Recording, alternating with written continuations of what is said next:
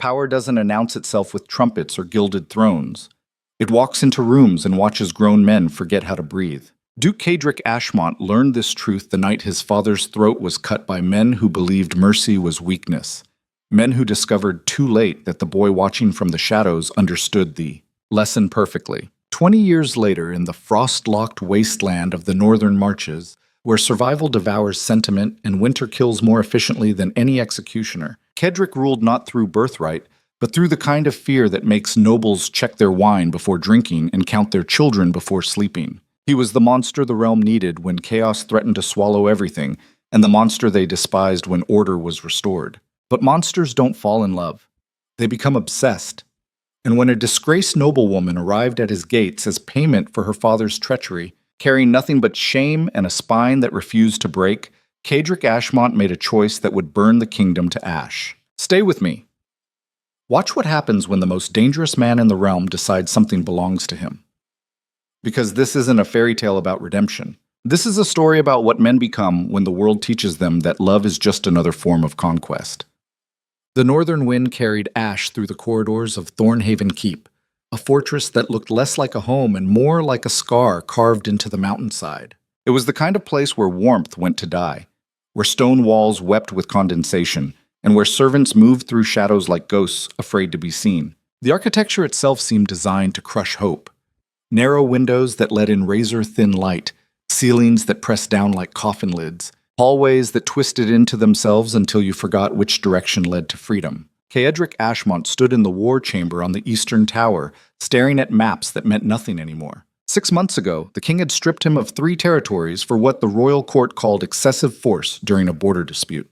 Excessive force. As if there was a polite way to handle raiders who burned villages and left children nailed to barn doors. As if the nobles sipping wine in the capital understood what it meant to rule lands where winter and violence were the only constants. The king wanted civility from a man he'd sent to govern hell itself. Cadric's hand rested on the pommel of his sword, not the ceremonial blade nobles wore to court, but the working steel he'd carried since he was 16.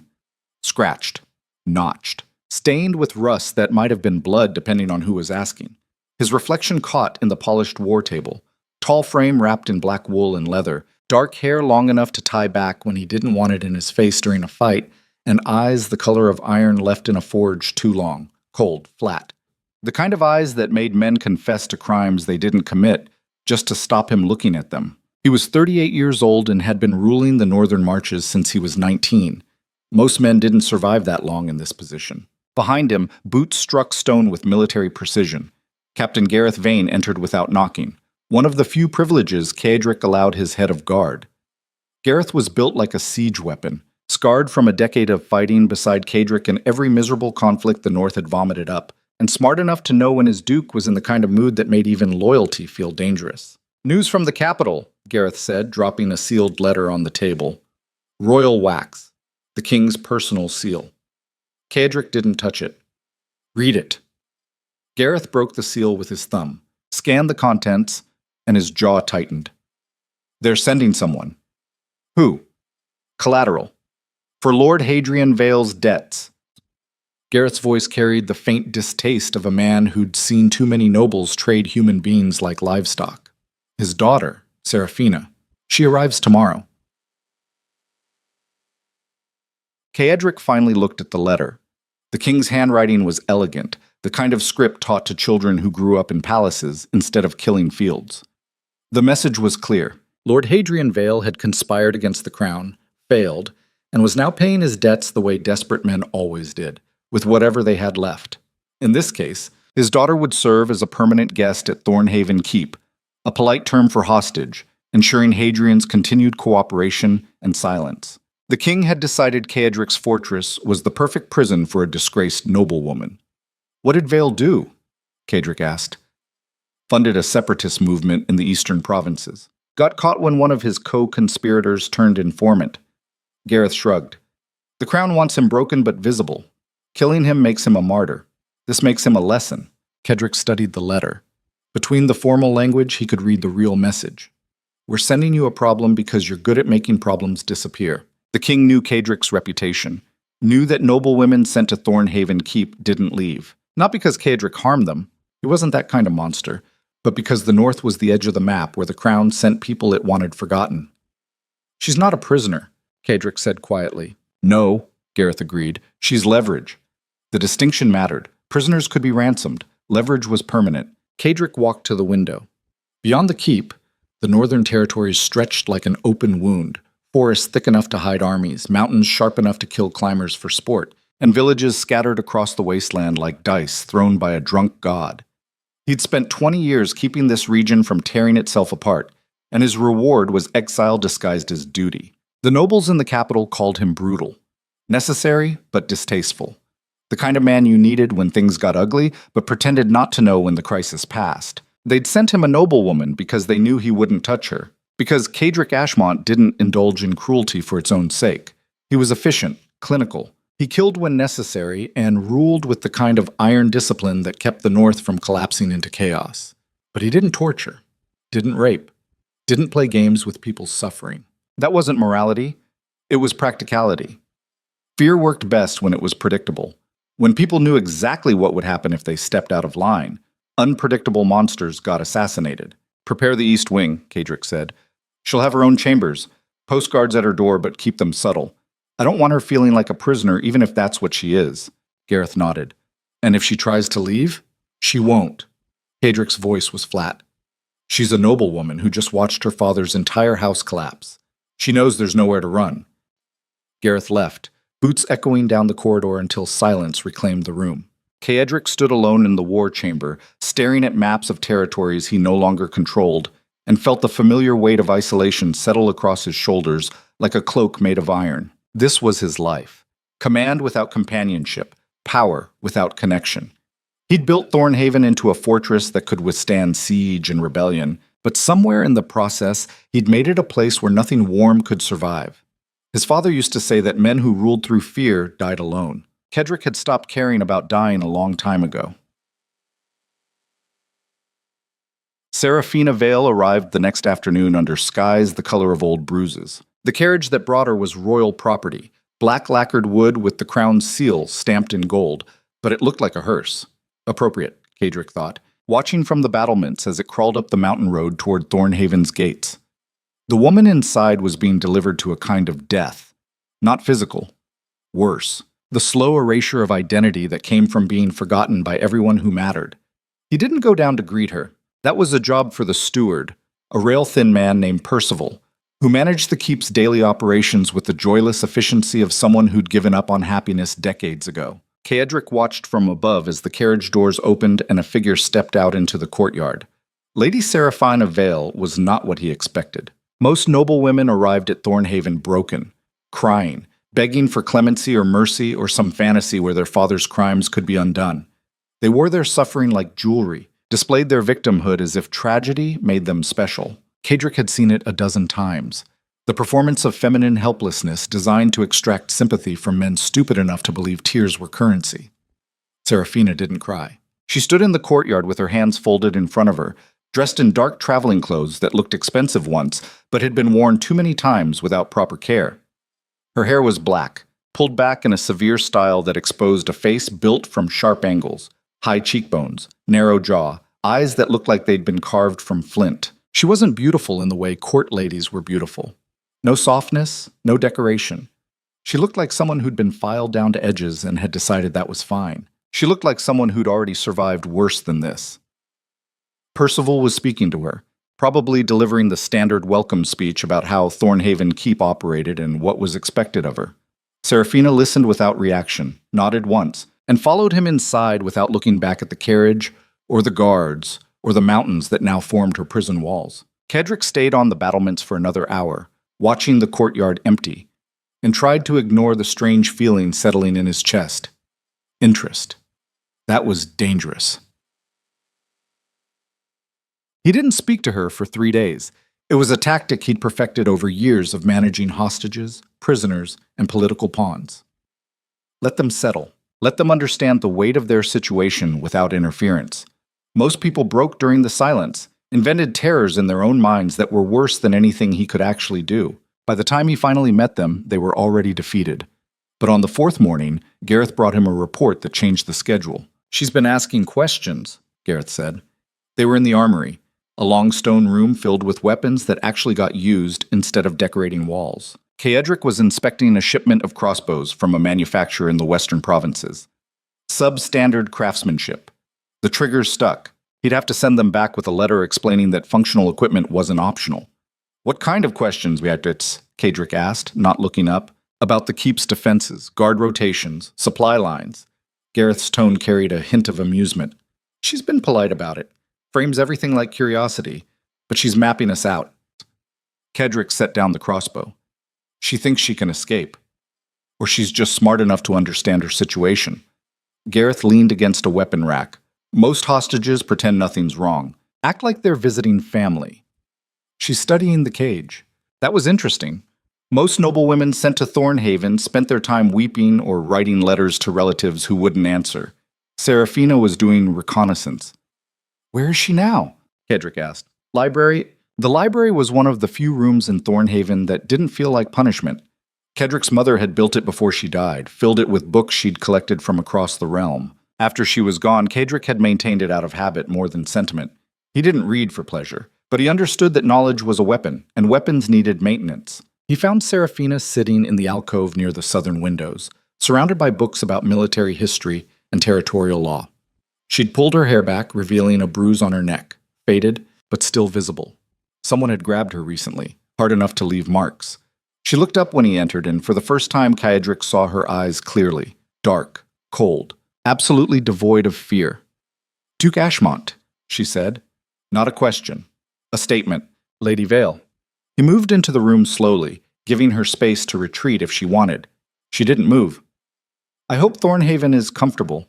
It's a fortress designed to break people's spirits through architecture alone. Her voice was low, controlled. But the library is nice. Most people lied when Kaedric asked how they were settling in. Told him everything was fine, perfect.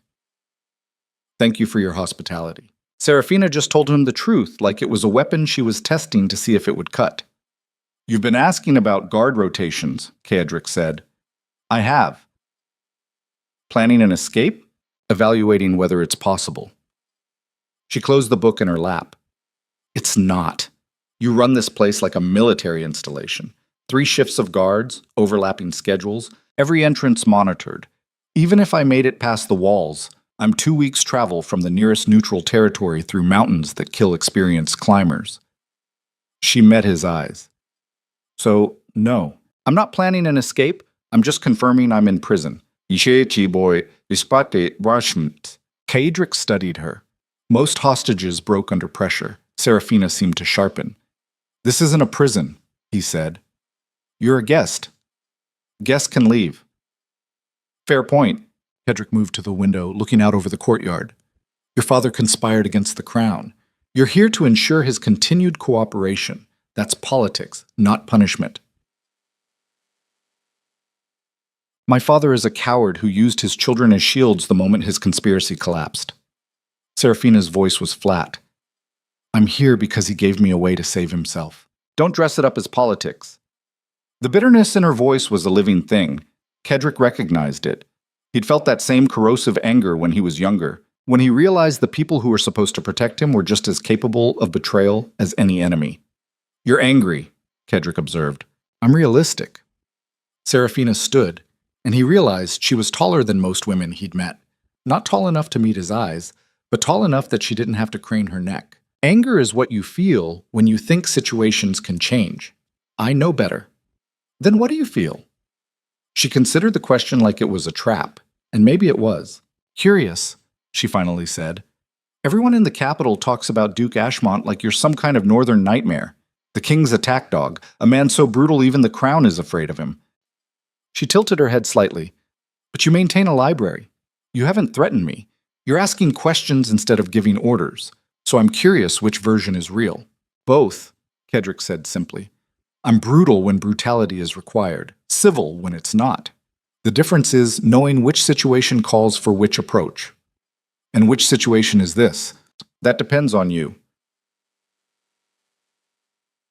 Seraphina smiled, and it was the coldest expression Kaedric had seen in years. You want me to believe I have agency here? That if I behave, if I'm pleasant and obedient, you'll treat me well. But we both know that's a lie. I'm leverage, a political tool. What happens to me has nothing to do with my behavior and everything to do with whether my father stays useful to the crown. She wasn't wrong, but she wasn't entirely right either. Your father's usefulness is temporary, Kadrick said. Eventually, the crown will extract everything valuable from him and discard what's left. When that happens, you'll still be here. So your behavior does matter. Because the question isn't whether you leave Thornhaven, you won't. The question is what your life looks like while you're here. Serafina absorbed that, and something shifted in her expression. Not defeat, recognition. The look of someone who'd just confirmed what they suspected. You're not planning to kill me, she said. No. Or harm me. No. Then what am I to you? Kedrick considered lying, considered telling her she was nothing, just another obligation in a fortress full of them. But something about the way she stood there, spine straight, hands steady, refusing to flinch, made him tell the truth. I don't know yet, he said. For a long moment they stood in silence. Outside, ravens circled the keep's towers, their calls sharp and mocking. I won't pretend to like this, Serafina finally said. I won't perform gratitude or play the role of the rescued damsel. If you're looking for someone to validate your mercy, find someone else. I don't need validation, Kadrick replied. I need people who understand reality. You clearly do. Then we have an understanding. We do. She picked up the book she'd been reading, a military history of the northern campaigns, and sat back down, effectively dismissing him. Kadrick left the library feeling something he hadn't felt in years. Intrigued. That night, he ordered Gareth to increase the guard rotation around Serafina's chambers. She try something? Gareth asked. No, but she's smart enough too. I want to know where she is at all times. Gareth frowned. You worried she'll escape? No? Kedrick stared at the map on his desk. I'm worried about who might try to take her, because that was the truth he hadn't said in the library. Serafina wasn't just leverage against her father, she was leverage against Kaedric. The moment anyone realized he cared about what happened to her, even slightly, she became a weapon aimed directly at his throat, and he was already starting to care. That was the problem with being the realm's monster. You spent so long pushing people away that when someone finally refused to flinch, it felt like finding water in a desert. Dangerous, necessary, impossible to ignore. 3 weeks passed. Serafina established routines. Morning walks along the battlements where the wind cut like knives.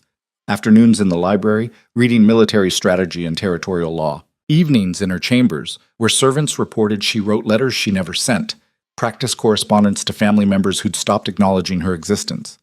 She didn't try to escape, didn't cause problems, didn't throw tantrums or demand special treatment. She just existed with the same cold efficiency Kaedric used to run his fortress. It was unsettling. Most hostages eventually broke under the weight of isolation, started talking to themselves, stopped eating, descended into the kind of madness that came from being erased by the world. Serafina seemed to sharpen instead, like she was using the isolation to file herself down into something harder. Kaedric found himself watching her, not constantly, but enough. He'd position himself on the battlements during her morning walks, stand near the library windows when she was reading, find excuses to check guard reports from her section of the keep. Gareth noticed, of course. You're observing her, Gareth said one evening. They were in the war chamber reviewing supply requisitions, boring logistics that kept the fortress functional. She's a security concern, Kedrick replied without looking up. She's a noble woman who spends her days reading. If that's a security concern, we're in trouble. Ichi man ngam te swords. Kedrick set down the document he was pretending to read. What's your point? My point is, you've never paid this much attention to a hostage before. Usually you settle them in, confirm they're not a threat, and forget they exist. Gareth's expression was carefully neutral. This one you're tracking like she's enemy reconnaissance. She's different. How? Kedrick didn't have an answer that wouldn't sound insane. Because she doesn't break? Because she looks at me like I'm a problem to solve instead of a monster to fear? Because she's the first person in years who feels real instead of performing some version of themselves they think I want to see? She's intelligent, Kedrick finally said. Intelligence is dangerous. So are you. Hasn't stopped you from existing. Oh. Kaedric ignored that and went back to the supply documents, but Gareth's words lingered like smoke. He was paying too much attention to her, He knew it. But knowing something was dangerous and stopping yourself from doing it were different skills, and Kaedric had never been good at the second one.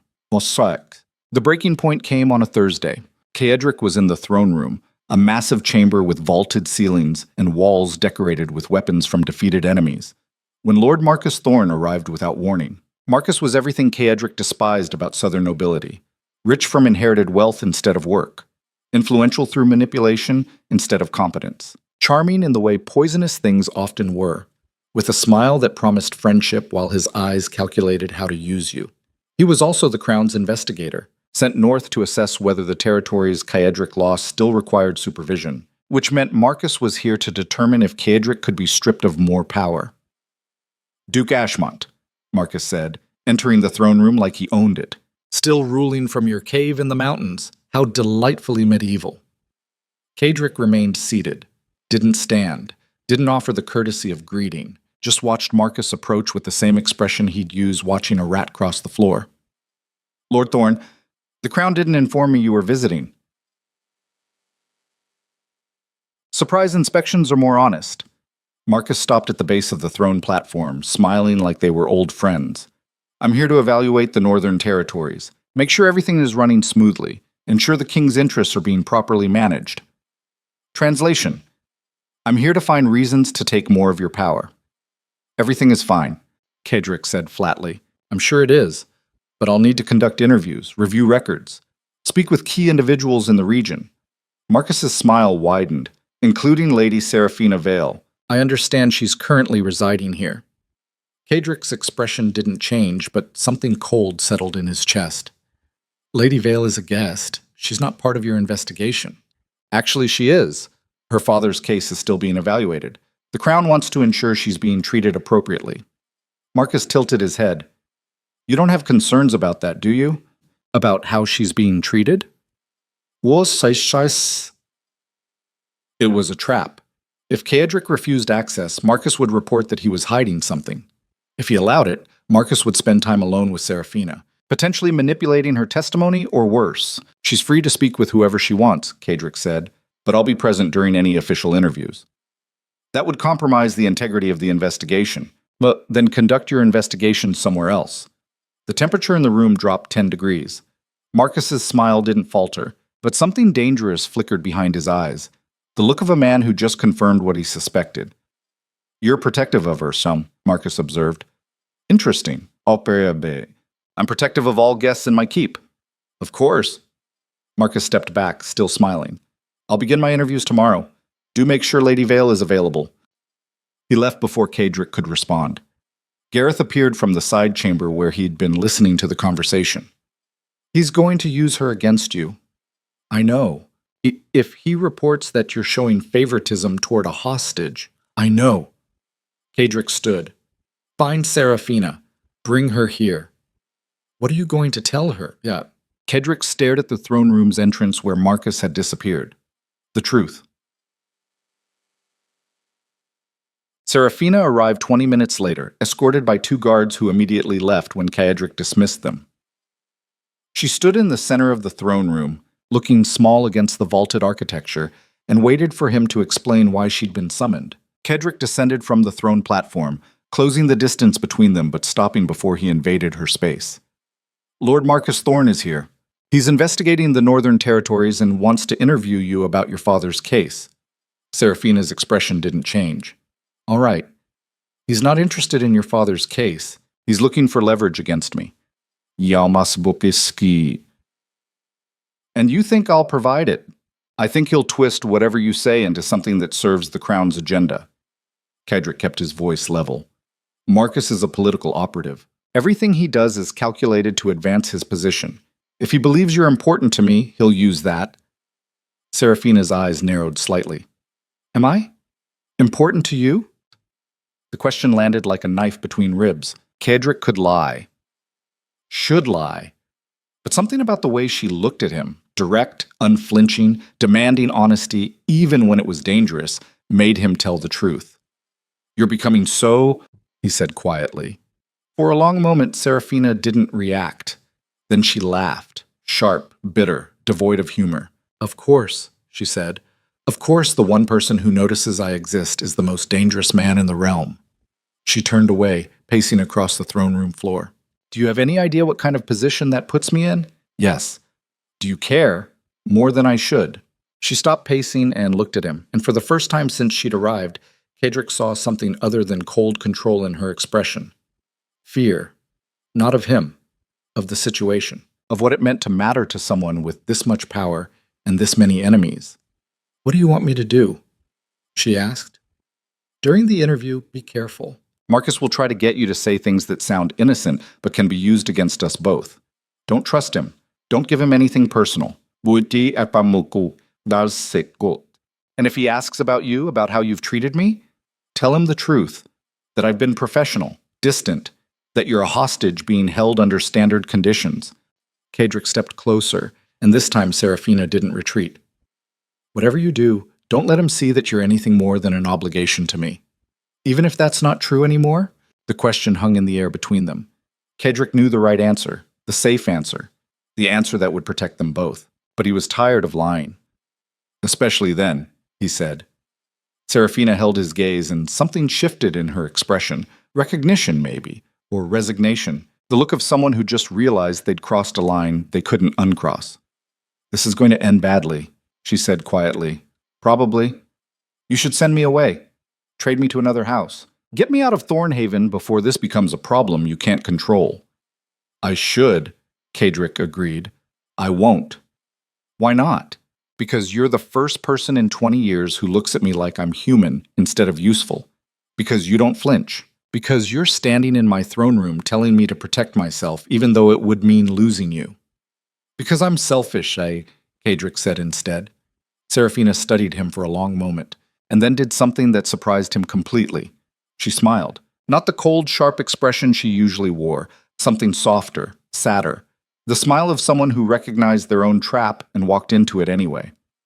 Then I guess we're both damned, she said. And in that moment, standing in the throne room of Thornhaven Keep, while political predators circled outside, Kadric Ashmont realized he'd made the kind of mistake that destroyed kingdoms. He'd started caring about someone who could be used to destroy him.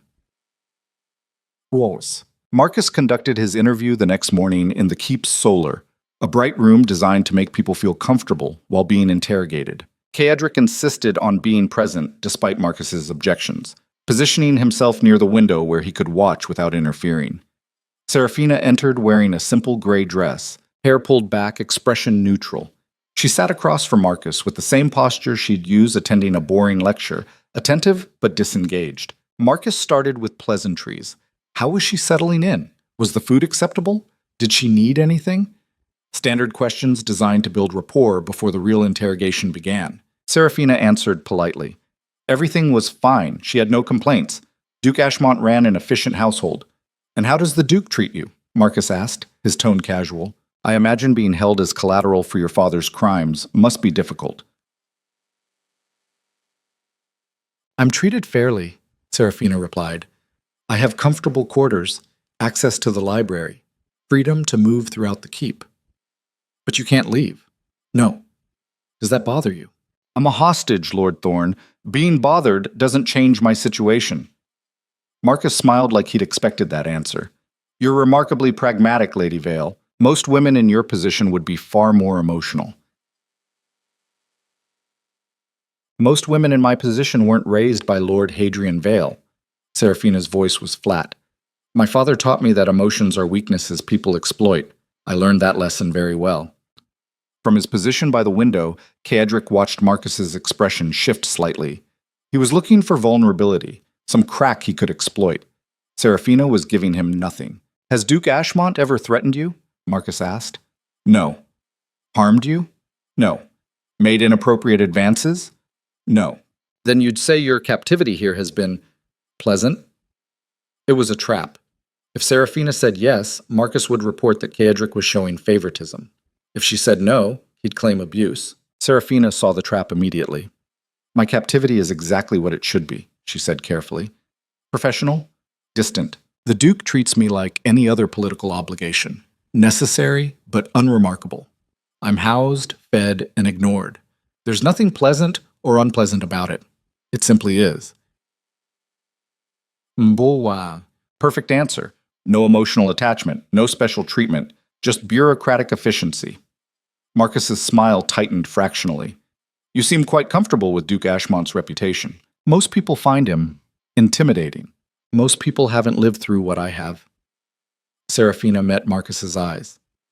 My father used me as a political shield my entire life. I was traded, bartered, promised to strangers, and ultimately discarded the moment I stopped being useful. Duke Ashmont is many things, but at least he's honest about what I am to him. That's more respect than I've gotten from most men.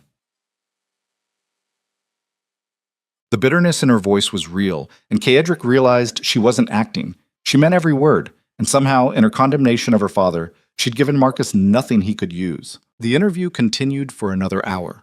Marcus probed from different angles, looking for inconsistencies, trying to catch Serafina in a contradiction. She remained consistent, professional, emotionally detached. By the time it ended, Marcus looked frustrated. "Thank you for your time, Lady Vale," he said, standing. "I may have follow-up questions." "Of course." Serafina stood as well, and left without looking at Kaedric. After she was gone, Marcus turned to Kaedric with a smile that didn't reach his eyes. "She's well-trained," he said. "She's honest." "Is she?" Marcus moved toward the door. "I'll be staying another week to complete my investigation. Do try to be hospitable, Duke Ashmont." He left, and Kaedric stood alone in the solar, feeling the weight of what had just happened. Serafina had protected him. She'd lied because everything she'd said about him being distant and unremarkable was a lie now. But she'd lied convincingly enough that Marcus couldn't prove it. She'd chosen his side. That changed everything. He found her that evening on the battlements, standing in her usual spot where the wind was strongest and the view stretched across miles of frozen wasteland. She didn't turn when he approached, just kept staring at the mountains like they held answers she couldn't find. "Thank you," Kaedric said. "For what?" "For protecting me during the interview. I protected myself." Serafina finally looked at him. "If Marcus reports that you're compromised, the crown will remove you. Install someone else to manage the North. Someone who might not be as professional. That's not why you did it." "No?" She turned to face him fully. "Then why did I do it? Because you've decided I'm worth protecting. Because somewhere in the last month you've started seeing me as something other than your jailer. Because you're as trapped in this as I am. Because you're smart enough to know that whatever this is between us, it's safer kept secret," Kaedric said instead. Serafina laughed quietly. "Whatever this is." Very romantic phrasing. "Duke Ashmont, I'm not romantic. I'm realistic." Neither am I." She stepped closer, and Kaedric felt the shift in air pressure like a storm front moving in. "But I need you to understand something. I didn't lie for you because I care about you. I lied because I've spent my entire life being a tool for men who see me as property. And if I have to be property, I'd rather belong to someone who at least treats me like I have a mind." "You're not property.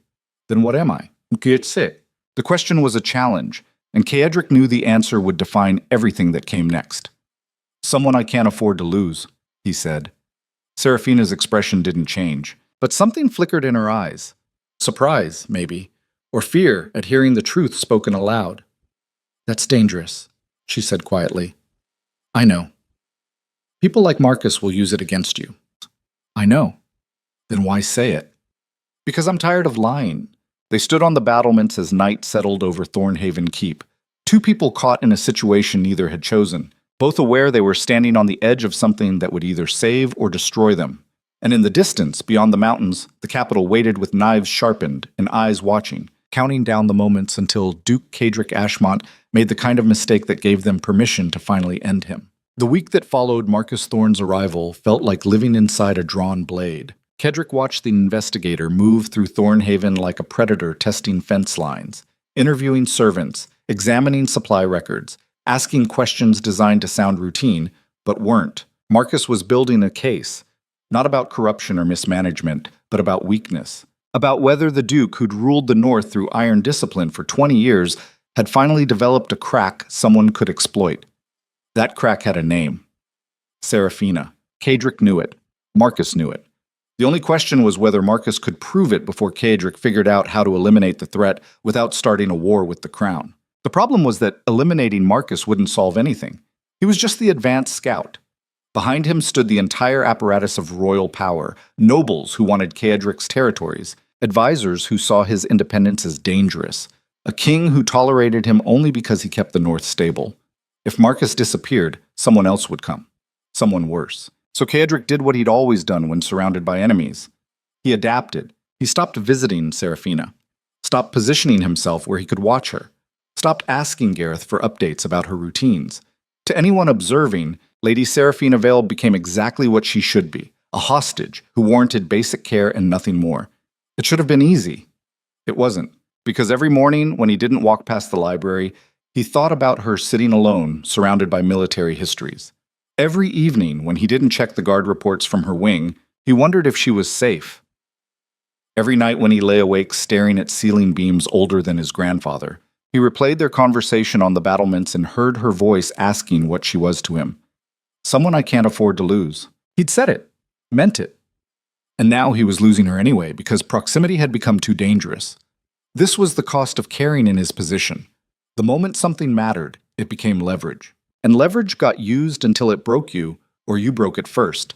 Kaedric had spent 20 years refusing to let anything matter enough to be used against him. Now he was learning that some things mattered whether you allowed them to or not. 3 days into his tactical withdrawal, Gareth found him in the armory inspecting equipment that didn't need inspection. "She's asking about you," Gareth said without preamble. Kaedric continued examining a sword he'd already checked twice. "I'm sure she's curious about many things.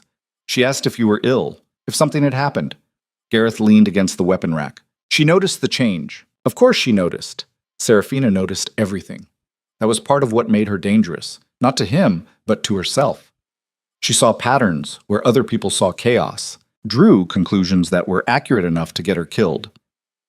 "Tell her I'm occupied with administrative duties," Kaedric said. "I did. She didn't believe me." "Then tell her something more convincing." "Like what?" "The truth? That you're avoiding her because Marcus is watching and you can't risk showing interest?" Gareth's voice carried an edge. "She's not stupid. She knows what's happening." Kaedric finally looked up. "Then she understands why this is necessary." "Does she? Because from where I'm standing, it looks like you're punishing her for a situation she didn't create."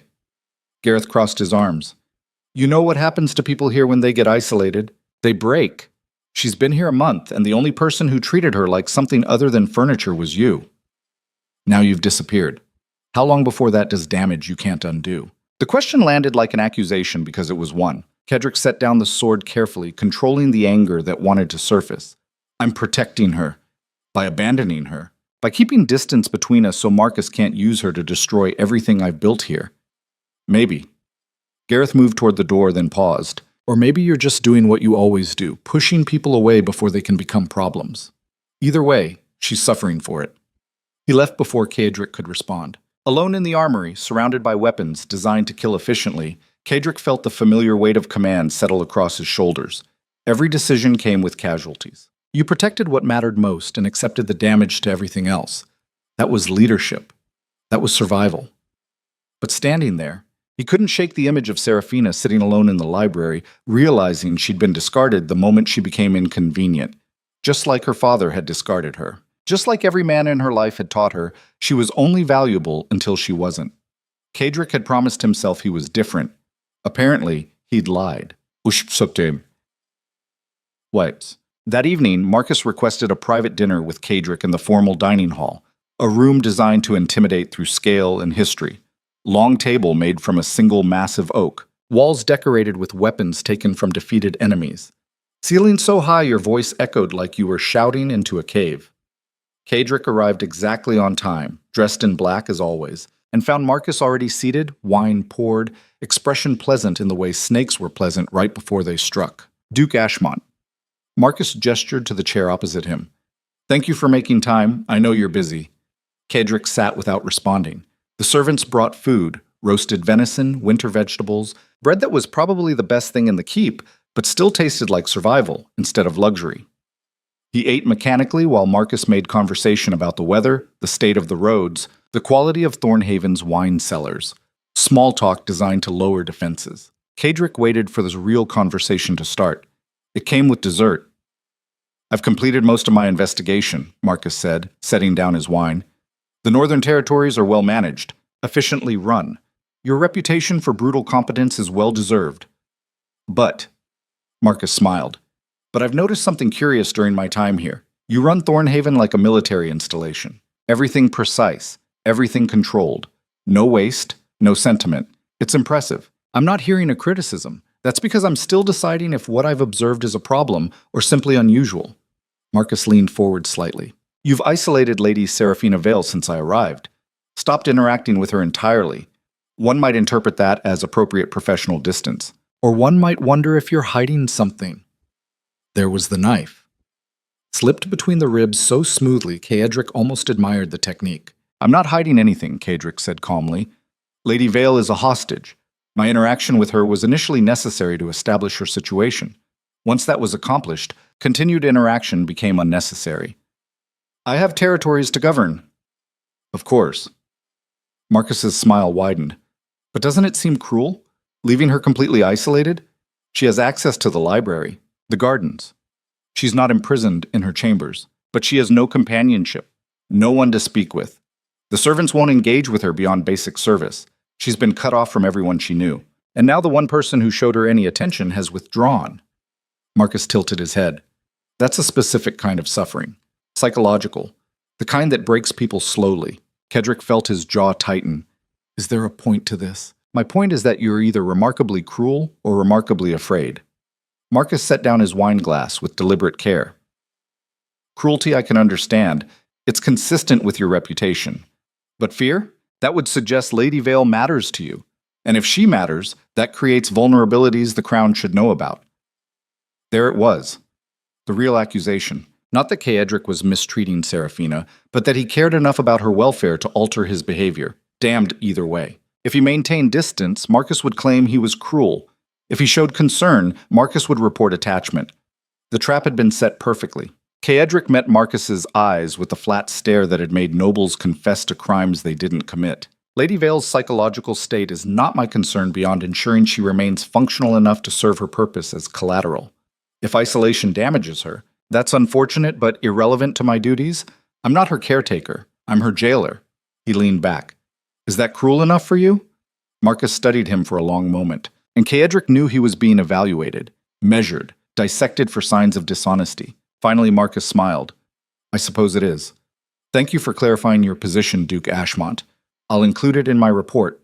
He stood, leaving his dessert untouched, and walked out of the dining hall with the satisfied expression of someone who just confirmed exactly what they suspected. Kaedric remained seated long after Marcus left, staring at his own untouched wine, feeling the weight of what he'd just done.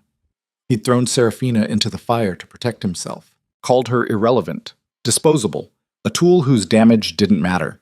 It was the smart move, the strategic move, the move that would keep Marcus from finding the leverage he was hunting for. It was also a betrayal.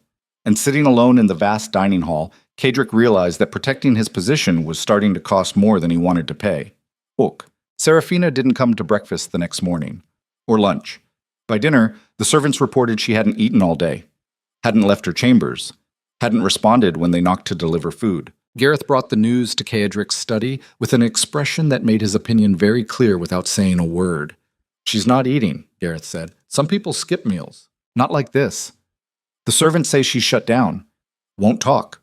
Won't move. Just sits in her room staring at nothing. Gareth's voice was carefully controlled. They've seen it before. It's how people start breaking. Kaedric kept his eyes on the document he was reading. Budget allocations for road maintenance. Boring logistics that kept the North functional and gave him something to focus on other than the growing pit in his stomach. She'll recover, he said. Will she? Gareth moved closer to the desk. You know what happens to people when they realize they're completely alone. When they understand that no one cares if they live or die. They stop fighting, stop eating, stop existing. He paused. She's not like the other hostages we've held. She came here already damaged, already abandoned. And then you gave her something, attention, respect, conversation, and took it away without explanation. That's not isolation, that's cruelty. I'm aware. Then do something about it. I can't. Kaedric finally looked up. Marcus is watching. If I show concern now, everything I said at dinner last night becomes a lie. He'll know I care. He'll report it to the crown. And then she becomes a weapon aimed directly at me. So you're going to let her break? If that's what it takes to keep her safe long term, yes. Gareth stared at him for a long moment, and something shifted in his expression. Disappointment, maybe, or disgust. I followed you for 15 years, fought beside you, watched you make decisions no one else could make. But this? His voice was quiet. This is cowardice dressed up as strategy.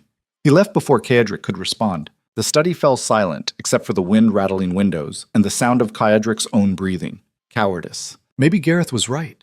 Maybe hiding behind strategy was just another form of weakness. Maybe men who claimed they were protecting people by abandoning them were just finding sophisticated ways to justify selfishness. Or maybe Kaedric was doing exactly what needed to be done in a world where caring about someone made them a target.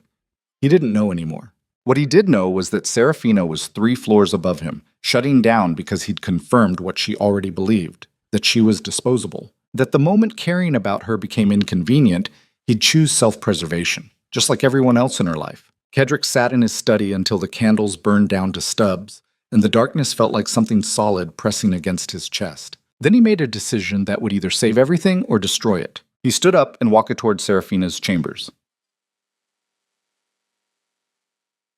The guards outside her door straightened when Kaedric appeared, surprise flickering across their faces. He'd made a point of avoiding this wing for days. His presence now was a statement. He didn't care anymore. "Leave," he told the guards. They obeyed without question, boots echoing down the corridor until silence reclaimed the hallway. Kaedric knocked once. No response. He tried the door, unlocked, and pushed it open. Serafina's chambers were dark except for moonlight cutting through the windows. She sat in a chair near the fireplace, which was cold and hadn't been lit in hours. Still dressed, hair unpinned, staring at nothing with the kind of empty expression Kaedric had seen on soldiers who'd watched their entire units die. She didn't look at him when he entered. "You need to eat," Kaedric said. No response. He moved into the room, closing the door behind him. "Serafina, you haven't eaten in over a day. Why does it matter?" Her voice was flat, mechanical. "You made it very clear I'm irrelevant beyond my function as collateral. Hostages don't need to be happy. They just need to be alive. I'm alive." "You're welcome." The words hit harder than they should have because they were his words, his logic, thrown back at him with surgical precision. Kaedric crossed the room and knelt in front of her chair so she'd have to look at him. "I was protecting you." By calling me disposable? By telling Marcus my psychological state doesn't matter? She finally met his eyes, and what Kaedric saw there was worse than anger. It was resignation. "You did what every man in my life has done. Pretended I mattered until it became inconvenient. At least my father was honest about using me. You made me think there was something different here. There is." "No, there isn't." Serafina's voice cracked slightly. "You care about me right up until caring becomes dangerous.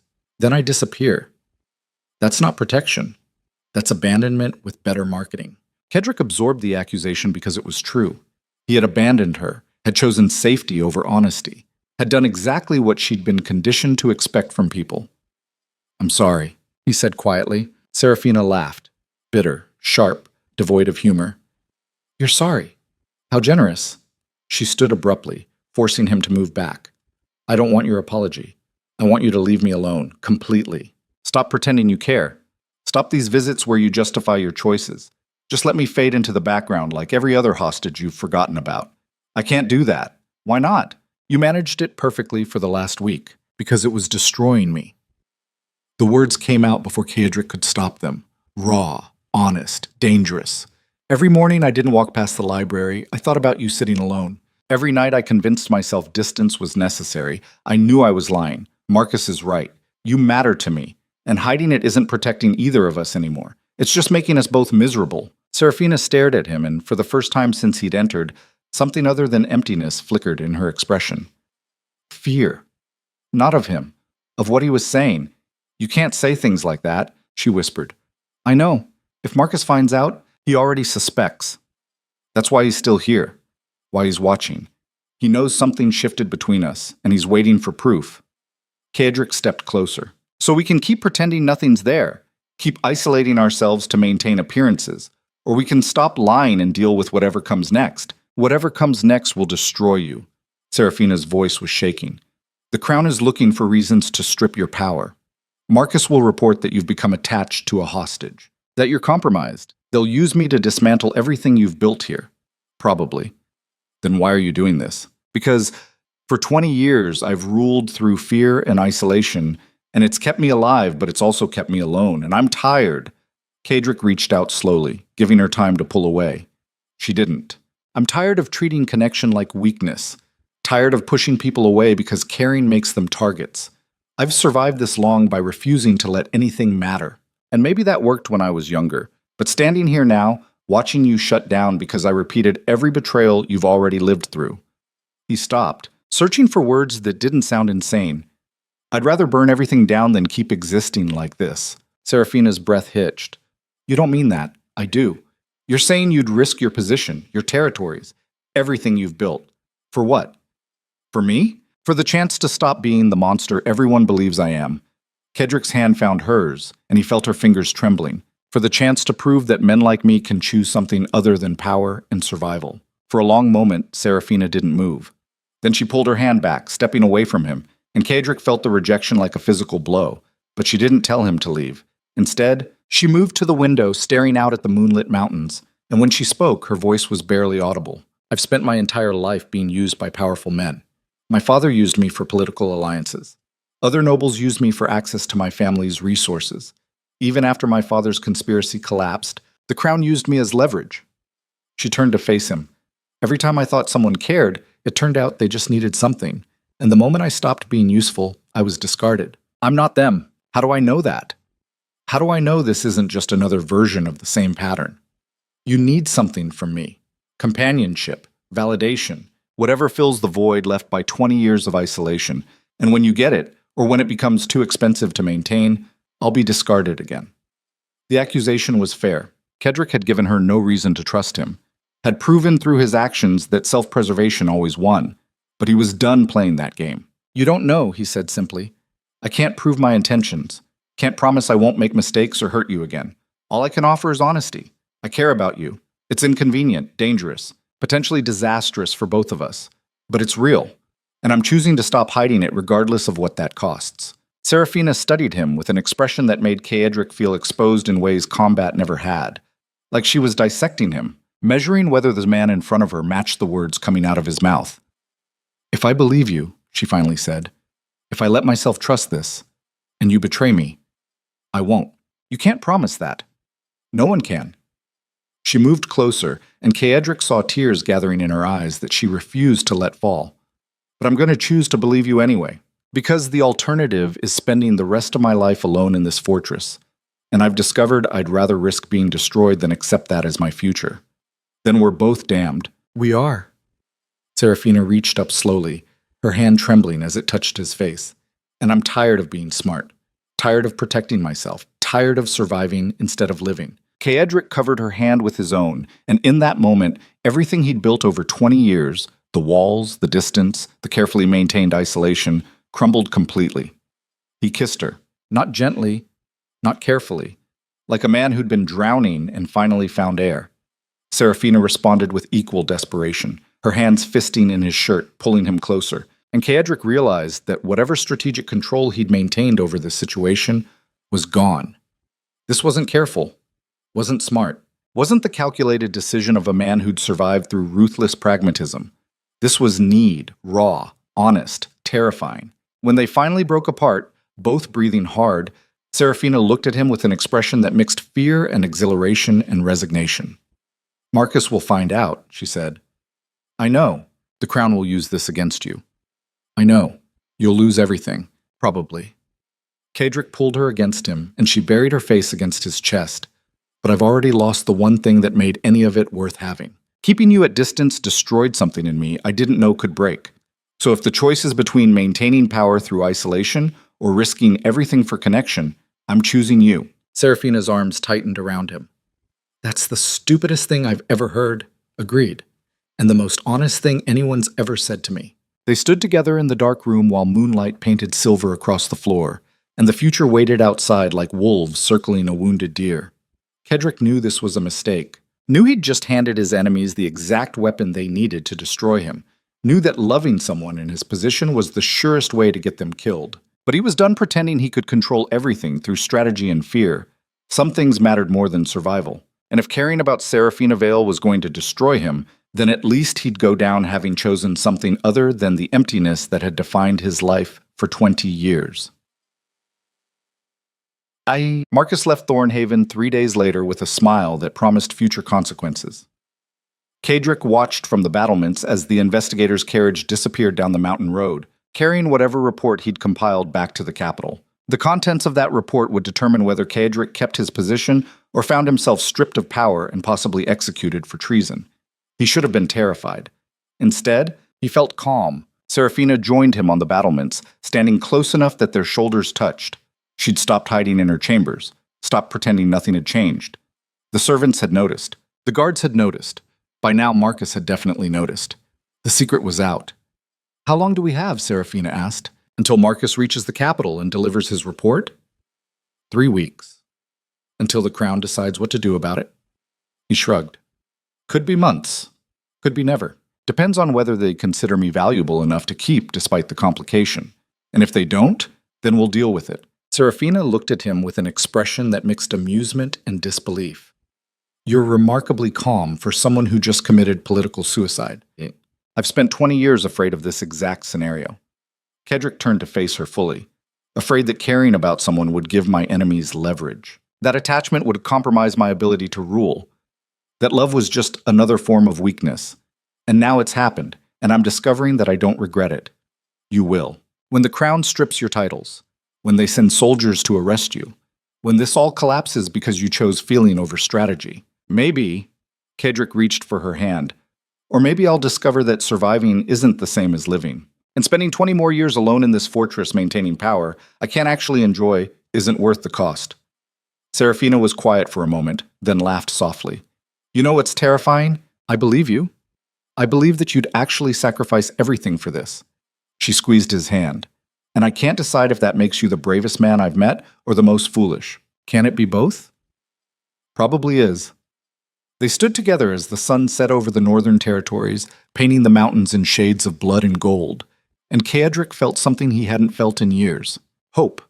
Not the naive kind that believed everything would work out, but the defiant kind that said, even if everything collapsed, even if the Crown came for him, even if this decision destroyed his life, it was worth it. Because for the first time since his father died, Kadric Ashmont had chosen something other than survival. He'd chosen connection over isolation, chosen risk over safety, chosen someone else's well-being over his own strategic advantage. And whether that made him a fool or something resembling human, he'd stopped caring about the distinction. Below them, Thornhaven Keep stood against the mountain like a wound that wouldn't heal, and somewhere in the capital, powerful men were sharpening knives they'd spent years waiting to use. But tonight, Kadric wasn't alone. And for now, that was enough. The response from the capital arrived 4 weeks later in the form of a sealed letter bearing the king's personal mark. Kadric opened it alone in his study while Gareth waited and Seraphina paced near the window. The letter was brief. "Duke Ashmont, Lord Marcus Thorne has delivered his report regarding the Northern Territories and your management of Lady Seraphina Vale. The Crown finds your conduct with regard to the hostage to be inappropriate and damaging to the integrity of our political arrangements. You are hereby summoned to the capital to address these concerns before the Royal Council. Failure to appear within 30 days will be considered an act of treason. His Majesty expects your full cooperation. By order of the Crown." Kadric read it twice, then set it down carefully. Gareth spoke first. "They're calling you to account." "Yes.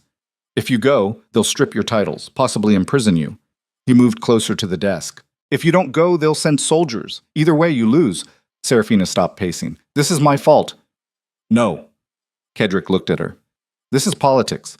They've wanted to remove me for years. You're just the excuse they finally found." "So what do you do?" Seraphina's voice was steady, but her hands were shaking. "You can't fight the entire Crown. Can't refuse a royal summons. Can't—" Kadric stood abruptly, and both Gareth and Seraphina fell silent. For 20 years he'd played by the Crown's rules, had governed the territories they gave him, had enforced their laws, had maintained order through fear and discipline because that's what they needed from him. He'd been their attack dog, their monster, their convenient solution to problems that required brutality no one else wanted to acknowledge. And now they were going to discard him because he'd developed the humanity they spent years trying to suppress. No more. I'm not going to the capital, Kadric said quietly. Gareth's eyes widened. That's treason. I know. They'll send armies. Let them. You can't hold Thornhaven against a siege. Seraphina's voice carried an edge of panic. They'll starve you out, kill everyone loyal to you, execute you for rebellion. Kadric moved to the map covering his wall.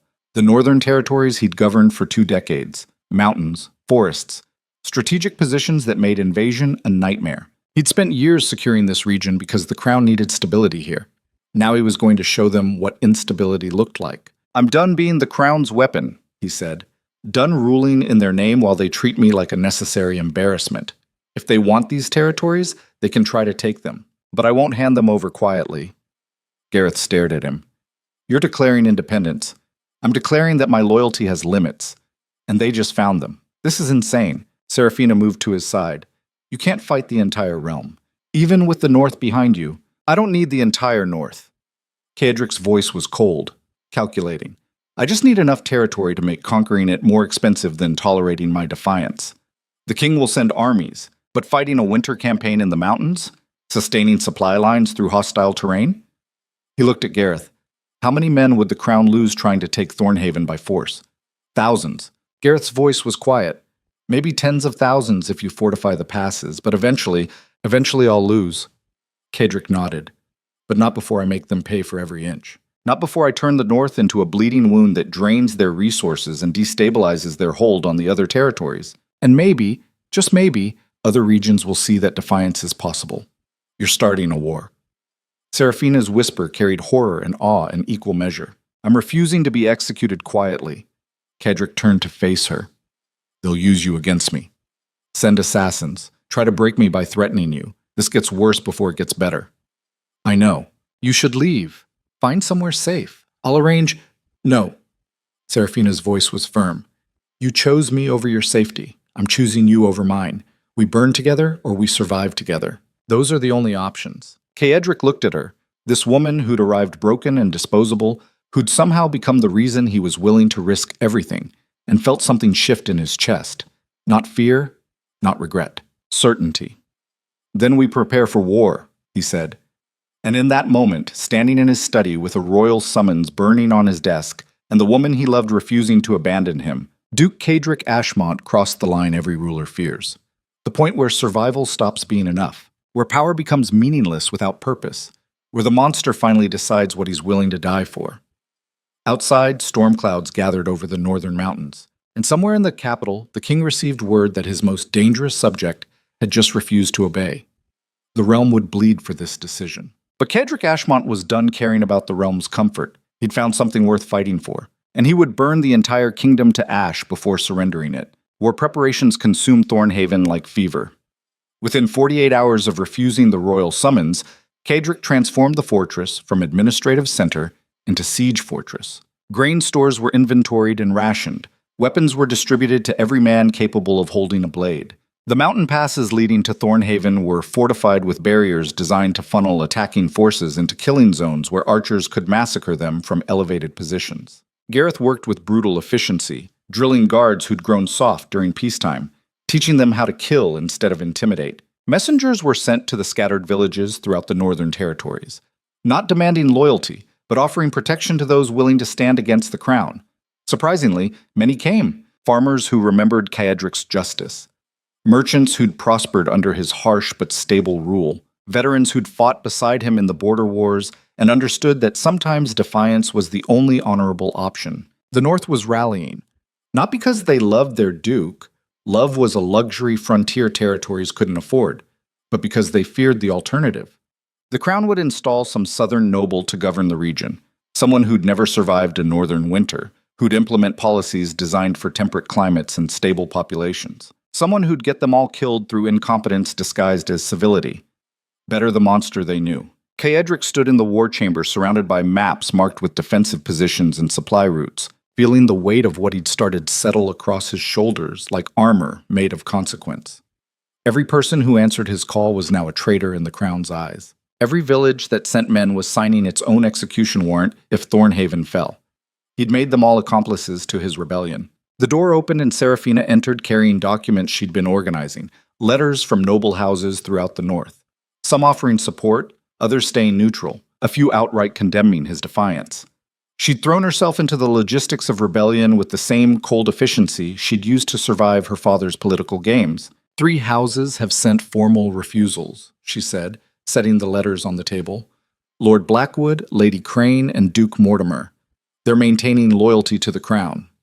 Expected. Caedric marked their territories on the map with black ink. Blackwood's lands border the capital territories. He can't afford to support rebellion. Lady Crane is too old to risk her house on a gamble. And Mortimer, he paused. Mortimer is smart enough to stay neutral until he sees which side wins. What about the others? Serafina sorted through the remaining letters. House Sterling is sending 200 men. House Vale. She stopped, her expression flickering with something complicated. My uncle is sending supplies.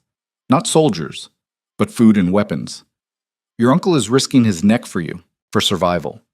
My father's conspiracy already damaged our house. If you win, having supported you restores some credibility. If you lose, he can claim he was coerced. She met Caedric's eyes. No one does anything for pure reasons. Everyone's calculating angles. Including you? Especially me. But at least I'm honest about it. Caedric moved around the table and pulled her against him, feeling her heartbeat through the layers of wool and leather she wore. She'd stopped dressing like a noblewoman. Now she wore practical clothing designed for function. Dark colors, sturdy fabric, boots made for walking stone corridors instead of dancing in ballrooms. She looked like she belonged at Thornhaven, like she'd always belonged here. Are you afraid? Caedric asked quietly. Serafina was silent for a moment, then nodded against his chest. Terrified. Every moment. Because I know how this ends if we lose. They'll execute you publicly. Make an example. And me, she pulled back to look at him, they'll marry me off to someone loyal as punishment. Use me one last time before discarding whatever's left. That won't happen. You can't promise that. No, but I can promise I'll burn the entire capital before I let them take you. That's not comforting. It's honest. Serafina smiled. Sad, bitter, but real. I know. That's why I believe you. They stood together in the war chamber surrounded by maps that charted their probable doom, and Caedric felt the familiar calculus of command pressing against his skull. Every decision carried casualties. Every strategy required sacrifice. He'd spent 20 years accepting that arithmetic because the alternative was chaos. But now the variables included Serafina, and suddenly the math felt unbearable. The door burst open without warning. Gareth entered with an expression Caedric recognized immediately. The look of a soldier who just discovered the battle was worse than anticipated. We have a problem, Gareth said. The problem had a name. Lord Cassian Thorne, Marcus Thorne's older brother.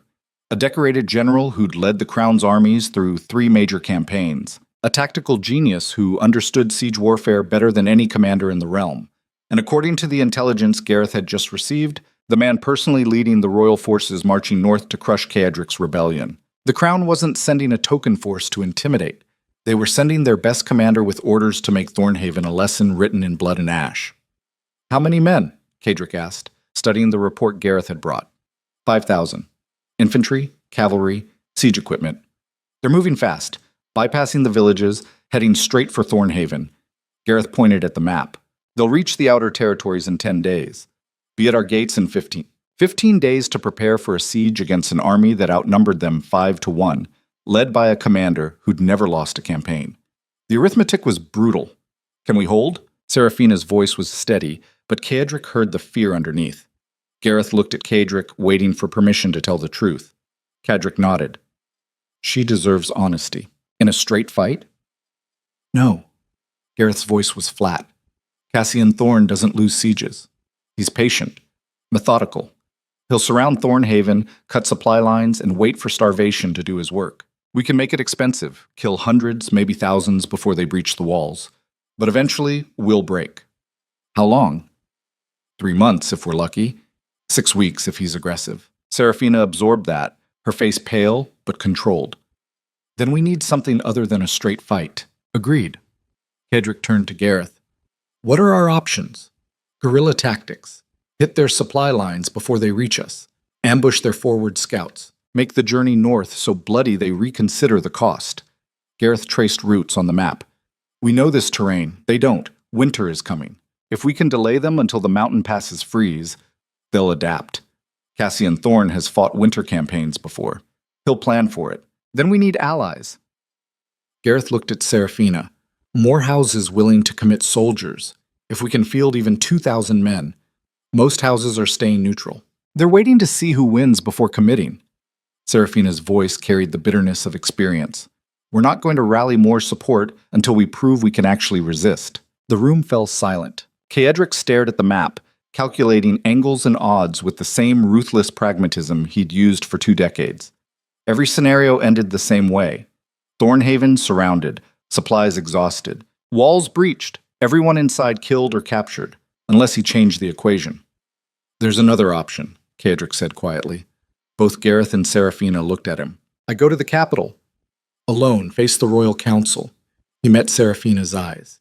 If they execute me, the rebellion ends. The North remains stable. Everyone who supported me can claim they were following orders. The crown gets its blood without needing to destroy half the territory getting it. Absolutely not.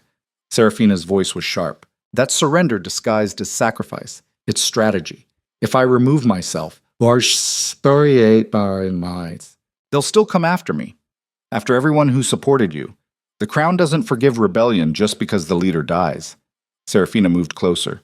You taught me that. Mercy invites weakness. The moment you're gone, they'll purge the North to ensure this never happens again. She was right. Kaedric knew it. But the alternative was watching thousands die defending his pride. Then what do you suggest? He asked. We fight. Seraphina's jaw was set. We make them bleed for every inch. We show the realm that defying the crown is possible. Even if we lose, even if they kill us all, we prove that resistance isn't futile. That's idealism, not strategy. Maybe. But idealism is what turns defeats into legends, and legends inspire future rebellions. She held his gaze. You said you were done being their weapon. Prove it. Show them that the monster they created can't be controlled anymore. Kaedric looked at Gareth, who shrugged. She's not wrong.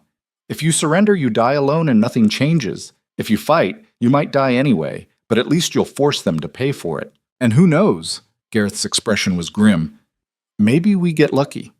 Luck wasn't strategy, but neither was suicide.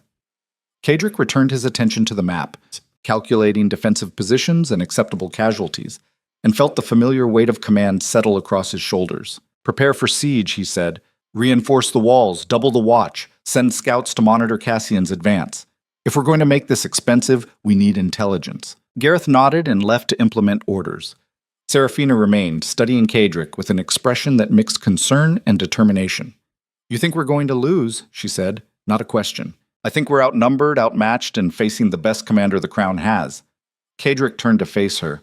But I've survived worse odds by refusing to accept defeat as inevitable. So, yes, I think we'll probably lose, but I'm going to make them earn it. That's the most pessimistic battle cry I've ever heard. It's honest. Seraphina moved into his arms, and they stood together in the war chamber while outside Thornhaven's walls, death marched closer with every passing hour. I love you, she whispered against his chest. The words landed like artillery. Kaedric had spent 20 years avoiding emotional entanglements because attachment was vulnerability. Because the moment you admitted caring, you gave your enemies ammunition. Because love was just another word for weakness in a world where power was the only currency that mattered. But standing there with Seraphina in his arms, knowing they were both probably going to die defending a doomed rebellion, Kaedric realized that all his carefully constructed logic was just elaborate cowardice. He'd been afraid to feel anything because feeling meant losing control, and losing control meant becoming human. I love you too, he said quietly. Seraphina pulled back to look at him, and tears were streaming down her face. Not from sadness, but from relief. Like she'd been waiting to hear those words and had stopped believing they'd come. They kissed with the desperation of people who just realized they'd wasted time being careful when they should have been reckless. Outside, the wind carried the first hints of winter, and somewhere in the distance, an army marched north with orders to destroy everything Kaedric had built. But for this moment, none of that mattered. For this moment, they were just two people who'd found each other in darkness and decided that was worth dying for. The betrayal came on the 7th night. Kaedric was in the armory inspecting weapons when the alarm bells started ringing, not the pattern for external attack, but the sharp staccato that meant internal breach. Someone inside the fortress had done something catastrophic. He ran toward the central keep, sword already drawn, and found chaos erupting in the main courtyard. Fire. Everywhere. The grain storage was burning, flames shooting 30 feet into the night sky, consuming months of carefully rationed supplies in a conflagration that could be seen for miles. Guards were scrambling with water buckets, but the fire had spread too fast. Someone had used accelerant. This wasn't accident. This was sabotage. Gareth appeared through the smoke, face blackened with ash, and grabbed Kaedric's arm. "It's worse," he shouted over the roar of flames. "The armory is compromised. Half our crossbows are missing. And the prisoners—" "What prisoners?" "The scouts we captured last week. The ones we were holding for intelligence." Gareth's expression was grim. "Someone released them. They're gone." Kaedric felt ice slide down his spine. The scouts worked for Cash and Thorn. They'd been captured during reconnaissance, and Kaedric had kept them alive to extract information about the approaching army's strength and strategy. Now they were free, with intelligence about Thornhaven's defenses, its troop strength, its weaknesses, and someone inside the fortress had let them go. "Who was on guard duty?" Kaedric demanded. Gareth hesitated, and that hesitation told Kaedric everything he needed to know before the words came out. "Captain Aldrich." The name hit like a blade between ribs. Aldrich, one of Kaedric's oldest officers, a man who'd fought beside him for 15 years, who'd earned scars defending Thornhaven, who'd been promoted based on loyalty and competence. Aldrich was a traitor. "Where is he?" Kaedric's voice was flat. "Lethal. Gone. Disappeared right after the fire started." Gareth pointed toward the southern wall. "But he left something." They moved through smoke and chaos to Aldrich's chambers, where a single letter lay on the otherwise empty desk. Kaedric recognized the handwriting before he opened it. "Duke Ashmont. By the time you read of this, I'll be gone. I want you to understand this wasn't personal. I respect what you've built here, respect your strength, but I have a family in the capital, 2 daughters, a wife. And Lord Cassian made it very clear what happens to traitors' families if I don't cooperate. The scouts are freed, your grain stores destroyed, your weapons compromised. Cassian knows your strength now, knows your defenses. He'll be here in 5 days instead of 10 because I told him which routes are undefended. I'm sorry, but my daughters' lives matter more than your rebellion." Captain Aldrich Kaedric read the letter twice, feeling something cold and murderous settle in his chest. Aldrich hadn't betrayed him for money or power. He'd done it to protect his family. And Cassian Thorn had exploited that weakness with surgical precision, found the one man inside Thornhaven who had something more important than loyalty, and threatened it until the man broke. It was exactly what Kaedric would have done in Cassian's position. That didn't make it hurt less. "How bad is the damage?" Kaedric asked, keeping his voice level. Gareth's expression was grim. "Grain stores are half gone. We'll be on strict rationing, and we won't last 3 months anymore. 6 weeks maximum before starvation becomes a problem. The weapons—" he gestured helplessly. "We can compensate, but we're weaker. And Cassian knows it. And morale? The men know someone betrayed us from inside. They're scared, questioning who else might turn." He paused. "Some are already talking about surrender." Kaedric stood in Aldrich's empty chambers, reading a letter written by a man who'd chosen family over loyalty, and felt the rebellion fracturing around him. This was the cost of defiance. Not just external enemies, but internal collapse.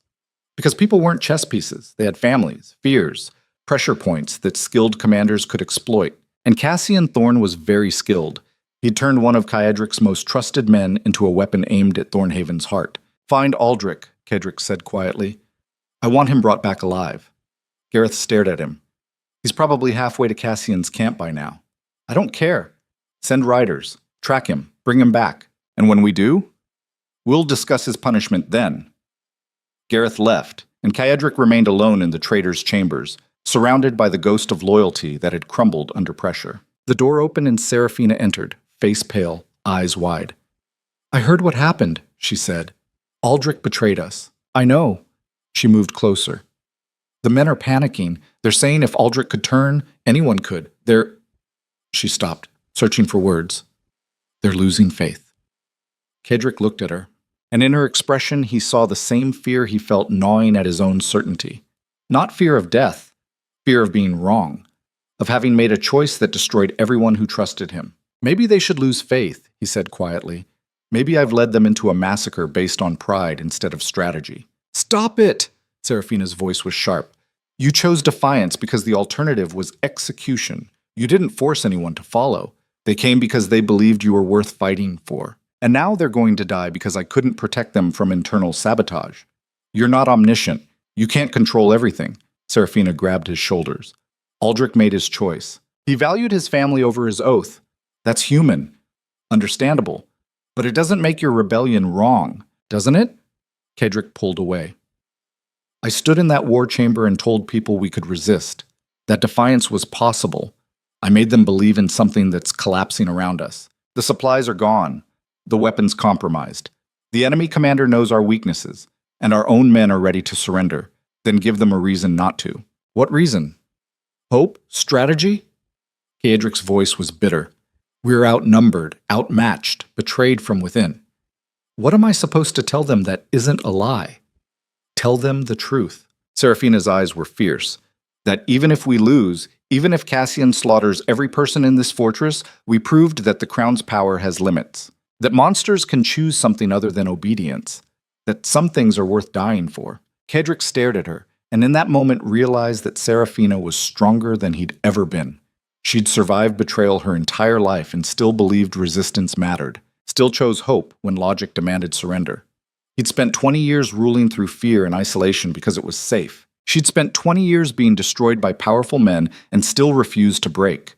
Who was really the brave one? I don't know how to do this, Kedrick admitted quietly. How to lead people into probable death and make it mean something. You do it the same way you've led them for 20 years. Serafina's voice was steady, with honesty, with strength. By being the man they chose to follow, even when following you means dying. And if I fail, then you fail trying. That's more honor than most men ever earn. Kedrick pulled her against him, and they stood together in the traitor's chambers while outside Thornhaven burned, and an army marched closer with intelligence that made resistance nearly impossible. He'd made so many mistakes, refused the royal summons, started a rebellion he couldn't win, trusted a man who'd been coerced into betrayal, put everyone who followed him in danger because he'd valued pride over pragmatism. But standing there with Serafina, feeling her heartbeat against his chest, Kedrick realized something that changed the equation. He'd spent 20 years measuring success by survival. Now he was learning that survival without meaning was just slow death. Maybe they'd lose. Probably they'd lose. But they'd lose fighting for something real instead of living as tools for people who saw them as expendable. That had to count for something. Come on, Kedrick said, pulling back. We have work to do. What work? Proving that betrayal didn't break us. Serafina looked skeptical, and Kedrick smiled grimly. Cassian thinks one traitor destroyed our resistance. Let's show him he's wrong. They left Aldrich's chambers and walked into the burning courtyard where guards fought flames and soldiers questioned their loyalty, and the rebellion teetered on collapse. Kedrick raised his voice. Listen to me. The activity slowed. Guards stopped mid-motion. Soldiers turned to face their duke, covered in ash and exhaustion, standing in the ruins of what should have been their salvation. Captain Aldrich betrayed us.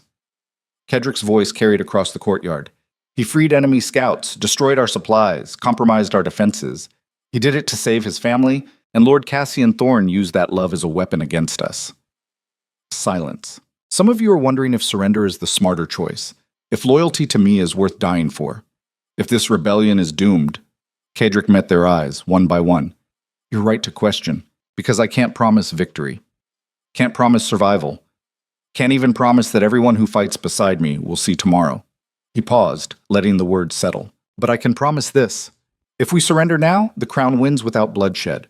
They'll execute me quietly, scatter you to different regions. Install a new duke who'll govern with the same brutality, but without the competence. And 20 years from now, when the next crisis comes, you'll remember that you had a chance to resist and chose comfort instead. The courtyard remained silent, but Kedrick saw the shift in their expressions. The calculation changing from fear to something else. Or we fight. We make Cassian Thorne pay for every inch. We show the realm that the North doesn't kneel easily. And even if we lose, even if they burn Thornhaven to the ground, we'll have proven that some things matter more than survival. Kedrick's voice dropped, but it carried. I won't order you to stay. Won't force loyalty. If you want to leave, the gates are open. But if you choose to fight, know that you're fighting for the idea that power has limits, that monsters can choose humanity, that defiance, Even doomed defiance still matters. For a long moment, no one moved. Then a young guard, barely 20, face blackened with ash, stepped forward. "I'll stay." Another soldier joined him, then another. Within minutes, the entire courtyard was filled with men and women who'd chosen resistance over safety. Not because Kaedric had promised victory, because he'd told them the truth. And sometimes truth was stronger than hope. But Aldrich was captured 3 days later, dragged back to Thornhaven by riders who'd tracked him through mountain passes he'd thought would hide his escape. Kaedric met him in the dungeons beneath the keep, where stone walls wept with moisture and torches cast shadows that looked like demons waiting for judgment. Aldrich knelt in chains, face bruised from capture, eyes filled with shame and defiance in equal measure. "My daughters," he said before Kaedric could speak.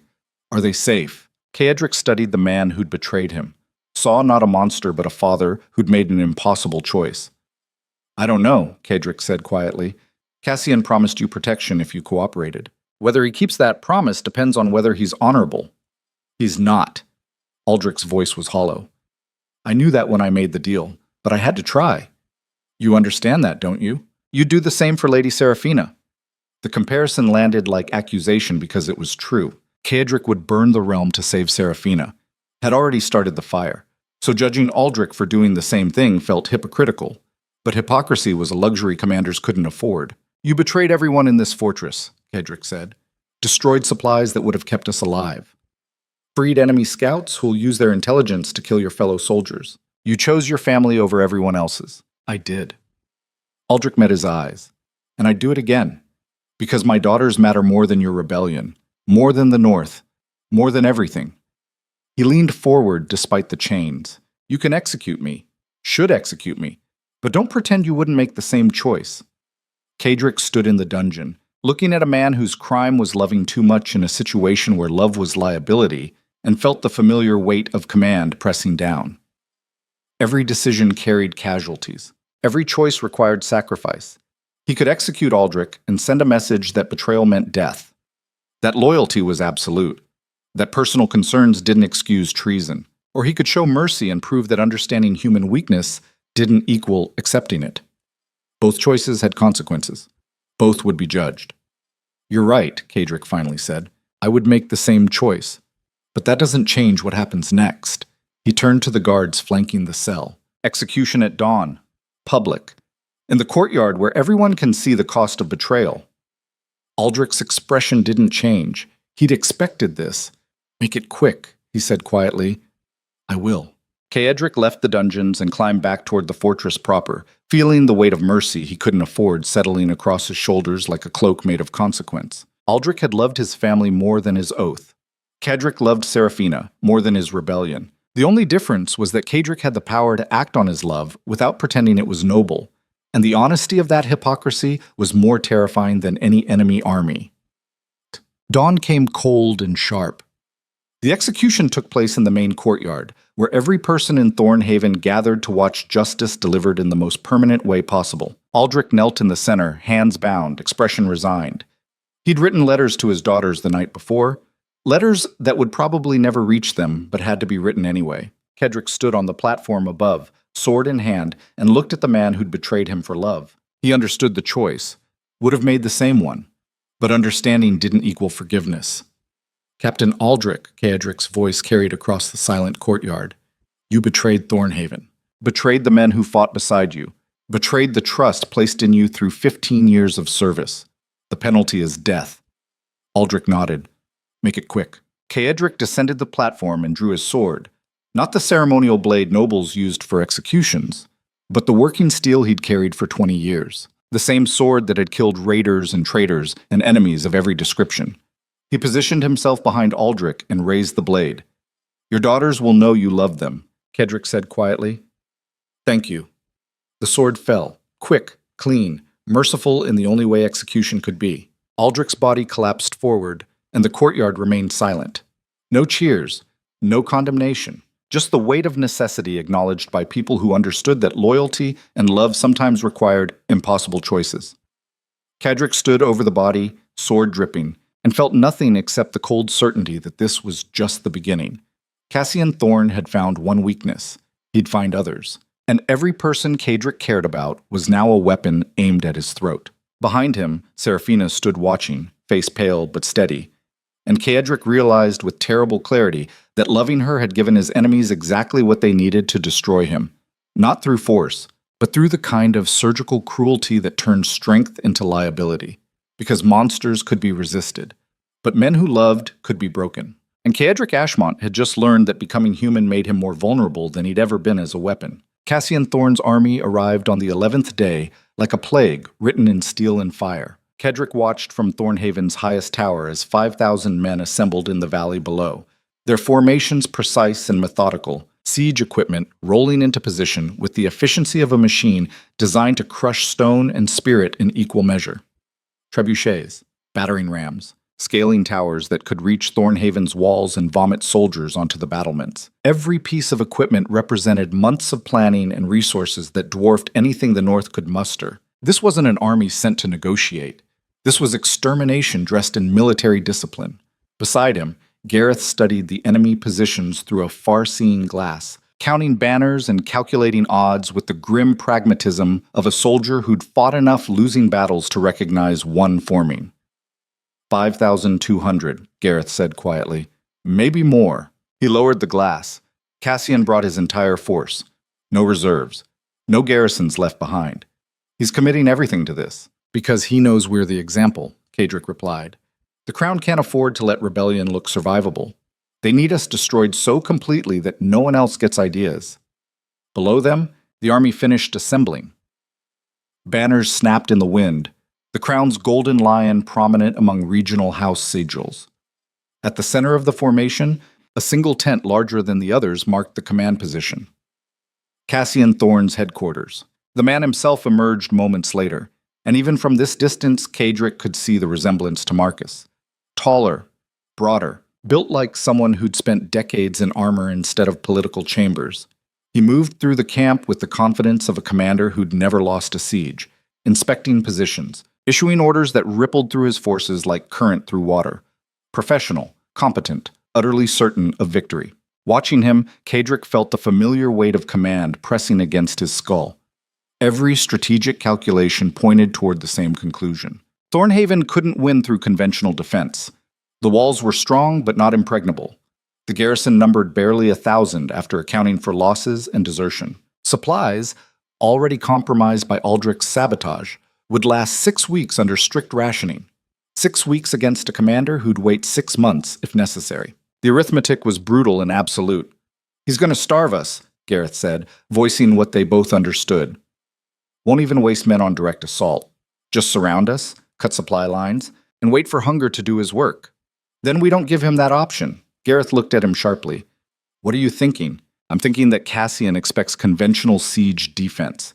Expects us to hunker behind walls and conserve resources while he methodically dismantles our position. Kadric turned from the window. What if we do the opposite? You want a sortie? Against 5,000 men? Gareth's voice carried disbelief. That's suicide. Staying behind walls is slower suicide. Kadric moved to the map table where their defensive positions were marked. Cassian's strength is patience and resources. He can afford to wait because he brought supplies for months. But his weakness is complacency. He's never faced an enemy desperate enough to attack when outnumbered 5-1. Because attacking when outnumbered 5-1 is insane. Exactly. Which means he won't expect it. Kadric traced the valley on the map. Tonight, before his forces fully entrench. Before they build the siege lines. We hit their supply depot with everything we have. Burn their food stores. Destroy their equipment. Force them into a quick assault instead of patient starvation. Gareth stared at him. You're gambling our entire garrison on one night raid. I'm changing the equation. Kadric met his eyes. Right now, Cassian controls the timeline. He decides when to attack, when to wait, when to tighten the noose. If we burn his supplies, we force his hand, make him attack before he's ready, or retreat to resupply. Either way, we survive longer than 6 weeks. Or we die faster when the raid fails. That's possible. Probable, Gareth corrected. His camp will be guarded, defended, and even if we succeed in burning supplies, we'll lose half our garrison getting out. Half our garrison dies anyway when starvation sets in. At least this way they die fighting instead of starving behind walls. Gareth was silent, and Kayadric knew he was calculating the same brutal arithmetic. Every choice carried casualties. Every strategy required sacrifice. The only question was whether dying quickly with purpose was better than dying slowly without hope. Finally, Gareth nodded. When? Tonight, before midnight. Assemble strike teams, light, fast, equipped for sabotage, not pitched battle. We move through the southern pass where his forces are weakest. Kedrick pointed at the map. Hit the supply depot, burn everything, and retreat before they can organize pursuit. And if they catch us, they won't. Because Cassian thinks we're trapped and terrified. He's not expecting wolves. Gareth left to organize the raid, and Kayadric remained alone in the tower, staring at the enemy army that had come to destroy everything he'd built. 20 years ago, he'd inherited these territories and turned them from chaos into order through ruthless discipline. Had ruled with fear because mercy got you killed in the north. Had become the monster the realm needed, even as they despised him for it. Now that monster was going to do what monsters did best, make the hunters remember why fear existed. Seraphina found him an hour before the raid, in his chambers where armor waited to be donned and weapons lay ready for violence that would either save them or accelerate their destruction. You're going yourself, she said. Not a question. Kayadric looked up from sharpening his sword, the working blade that had killed dozens, scarred from use, reliable in the way only weapons forged in actual combat could be. I am. Let Gareth lead. Let someone else risk. No. Kayadric set down the whetstone. I'm asking men to die attacking an army 5 times their size. I won't order that from safety. If they're risking everything, I risk it with them. That's pride, not strategy. Maybe. But it's also leadership. Soldiers follow commanders who share their dangers. Kayadric stood, moving to where his armor waited. If I stay behind walls while they die raiding, I lose their respect, lose the loyalty that's keeping this garrison together. Seraphina stepped closer, and her hands were shaking. What if you don't come back? Then Gareth assumes command. He knows the defensive positions, knows how to... I don't care about defensive positions. Her voice cracked. I care about you walking into a battle you might not survive because your pride won't let someone else lead. It's not pride. Kayadric pulled her against him, feeling her heartbeat racing. It's necessity. These men are dying for my rebellion, my choice to defy the crown. The least I can do is die beside them if it comes to that. And what about me? What do I do if you die out there? You survive. Adapt. Become whatever you need to become to outlast this. Kayadric tilted her face up to meet his eyes. You're stronger than you believe, stronger than I ever was. If I fall, you'll find a way through. That's not comforting. It's honest. Seraphina pulled back, tears streaming down her face, and for a moment Kayadric saw not the sharp-edged survivor who'd refused to break, but the young woman who'd arrived at Thornhaven broken and disposable, looking for something worth surviving for. He'd given her that, and now he was risking it on a raid that would probably get him killed. But sitting behind walls waiting for starvation felt like surrender. And Kayadric had spent 20 years refusing to surrender even when logic demanded it. Some patterns were too ingrained to break. I love you, Seraphina whispered. Come back to me. I'll try. Not good enough. Promise me. Kayadric wanted to promise, wanted to give her the certainty she needed. But 20 years of command had taught him that promises made to loved ones before battle were just elaborate lies designed to make parting easier. So he told her the truth. I can't promise that. Can't control whether I survive. But I can promise that if I die, it'll be trying to protect what we've built here. Trying to prove that monsters can choose something other than power and isolation. That's still not comforting. No. But it's real. They kissed with the desperate intensity of people who knew this might be the last time, and when they finally broke apart, Seraphina's expression had shifted from fear to something harder. Determination. Then don't die, she said quietly, because I'm not done with you yet. We're not done. And I refuse to let this story end with you bleeding out in some field because you are too stubborn to stay safe. Kayadric smiled despite everything. Yes, my lady. And when you come back, because you will come back, we're having a conversation about your definition of strategic risk. Looking forward to it. She left before her composure cracked completely, and Kayadric was alone with his armor and weapons and the certainty that he was walking into a battle that would either change everything or end it. Either way, the waiting was over. They moved through darkness like smoke-given teeth. 300 men, the fastest, most experienced fighters in Thornhaven's garrison. slipped through the southern pass under moonless sky, moving in silence that came from years of living in hostile territory where noise meant death. No armor that would clank, no weapons that would reflect light, just blackened steel, dark clothing, and the grim certainty that they were about to attack an army that outnumbered them 17-1. Kaedric led from the front because that's what commanders did when asking the impossible. Gareth moved beside him, both of them navigating terrain they'd scouted during preparation, counting steps and using landmarks invisible in darkness, but memorized during daylight reconnaissance. Behind them, strike teams followed in precise formation, 50 men assigned to the supply depot, another 50 to siege equipment, the remainder positioned as rearguard to cover retreat. It was a plan that required perfect execution and luck they probably didn't have, but waiting for luck had never been Kaedric's strength. The enemy camp appeared through darkness like a constellation of torches and cooking fires. Massive, sprawling. 5,000 men settled in for siege, confident in their numbers and position. Guards patrolled the perimeter, but their attention was focused outward, watching for threats from the mountains, not expecting enemies to emerge from terrain they'd secured hours ago. Cassian's first mistake. He'd assumed Kaedric would defend conventionally. Kaedric held up a fist, signaling halt. The strike force froze, 300 men becoming statues in darkness 50 yards from the nearest enemy patrol. Close enough to smell cooking meat and hear conversations carried on night wind.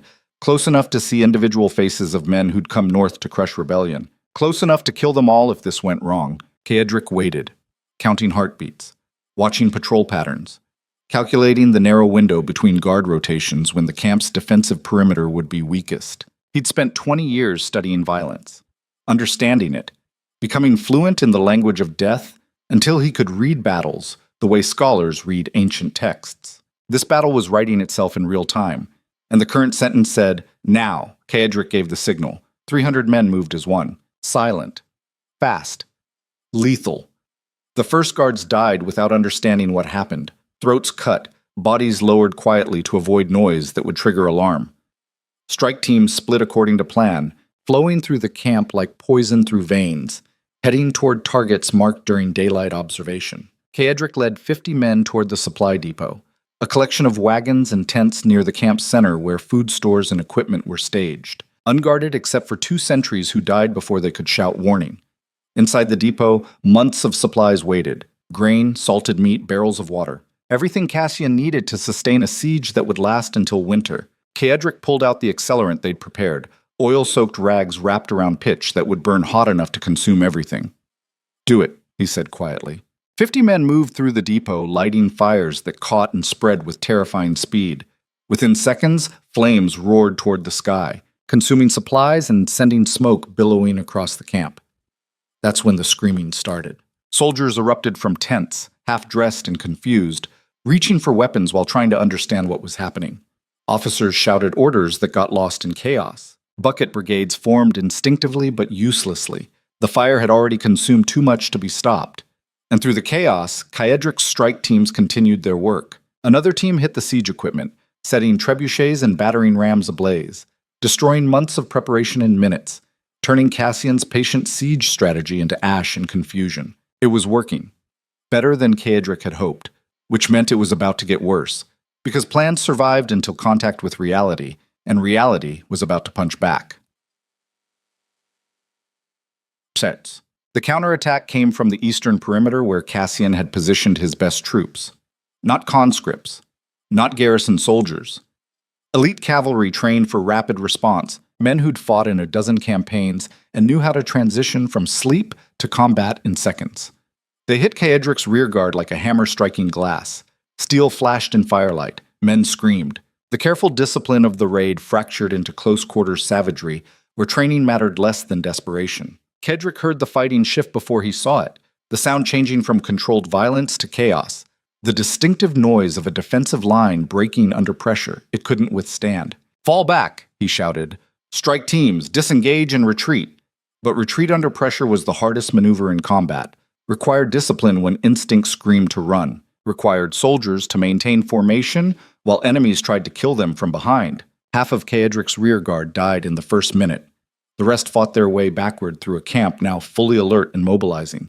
Every second brought more enemy soldiers into the fight. Every step toward the southern pass became contested ground purchased with blood. Kaedric found himself in the center of it, sword moving through patterns drilled into muscle memory, killing with the efficiency of someone who'd been doing this since he was 16. A soldier lunged at him, young, terrified, just doing his job, and Kaedric killed him without hesitation.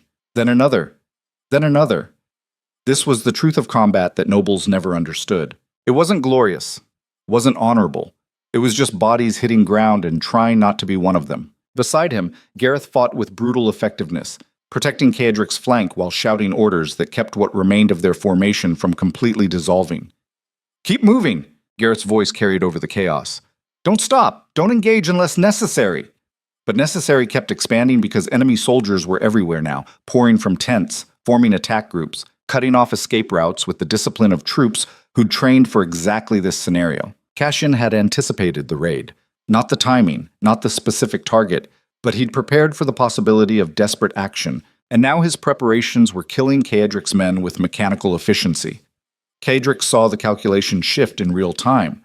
They weren't going to make it back to the southern pass. Too many enemies. Too much distance. The strike force was going to be surrounded and slaughtered in a camp they'd been idiotic enough to attack. He'd gambled everything on changing the equation, and the equation had just eaten him alive. "We're cut off," Gareth shouted, confirming what Kaedric already knew. "Southern pass is blocked.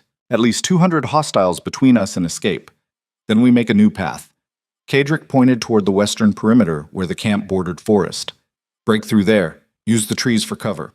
That's away from Thornhaven. We'll be isolated in hostile territory. We're dead if we stay here. Move!" What remained of the strike force, maybe 200 men, less than started, bleeding, and exhausted, pivoted toward the western perimeter where guards were forming defensive positions. This was going to be ugly. Kaedric charged the line with 50 men behind him, hitting the hastily formed defenders with the full force of soldiers who knew they were dead if they didn't break through. Steel met steel.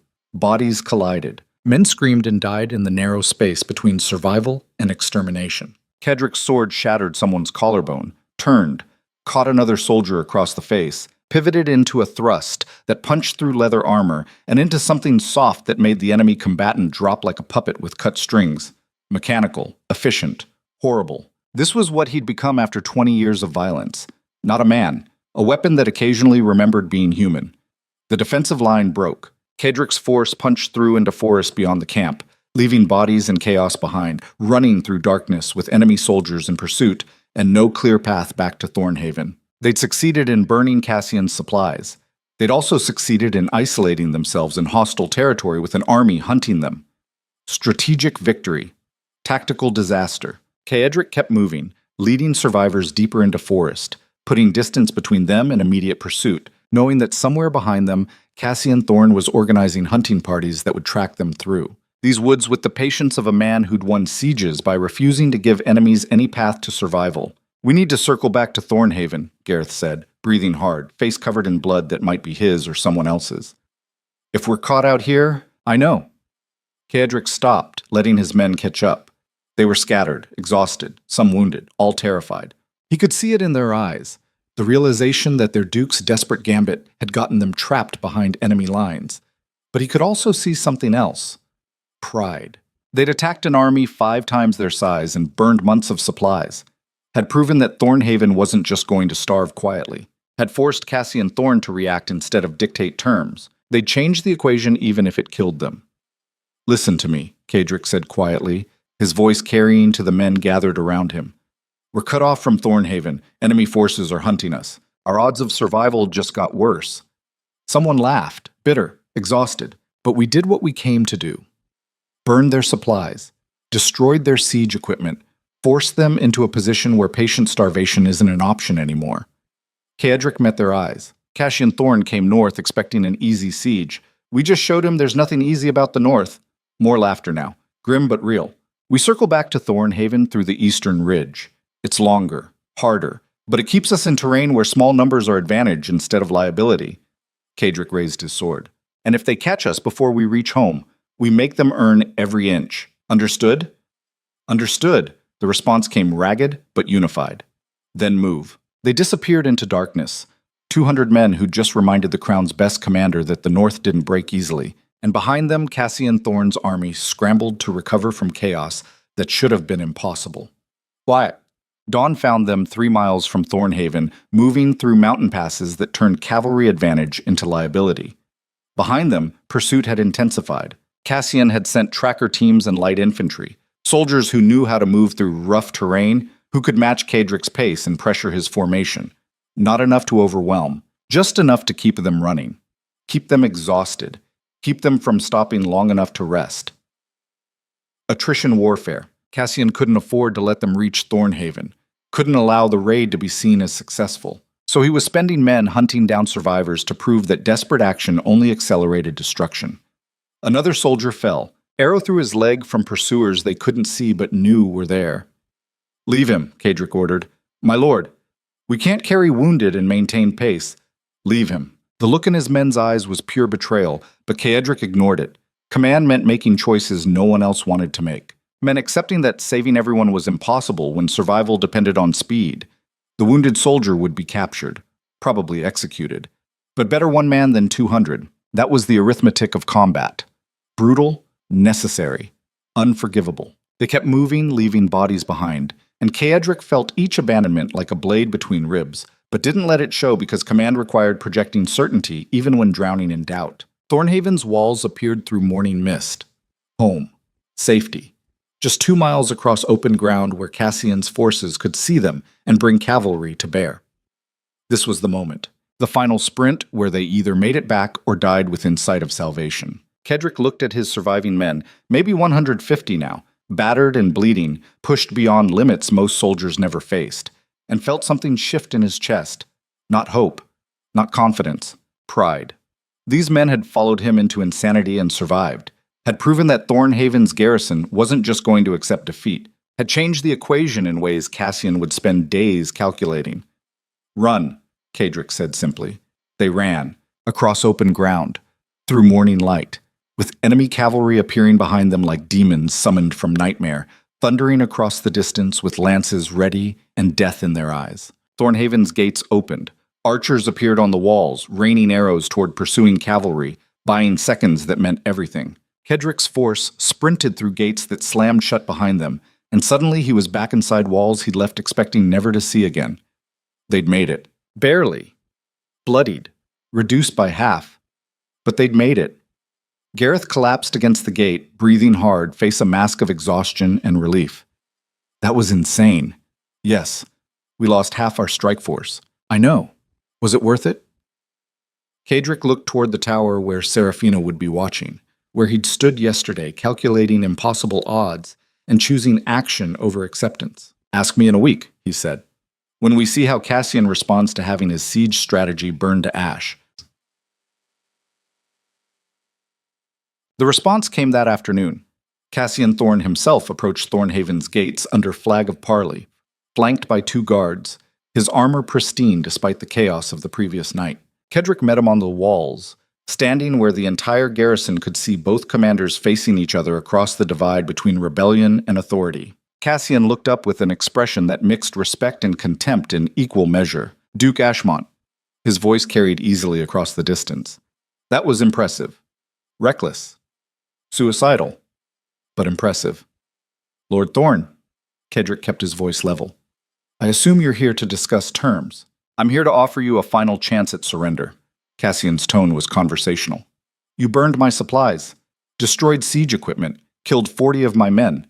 In return, you lost half your strike force and confirmed you're desperate enough to attack when outnumbered 5-1. He smiled. "That desperation is going to get everyone in this fortress killed. Maybe, not maybe. Certainty."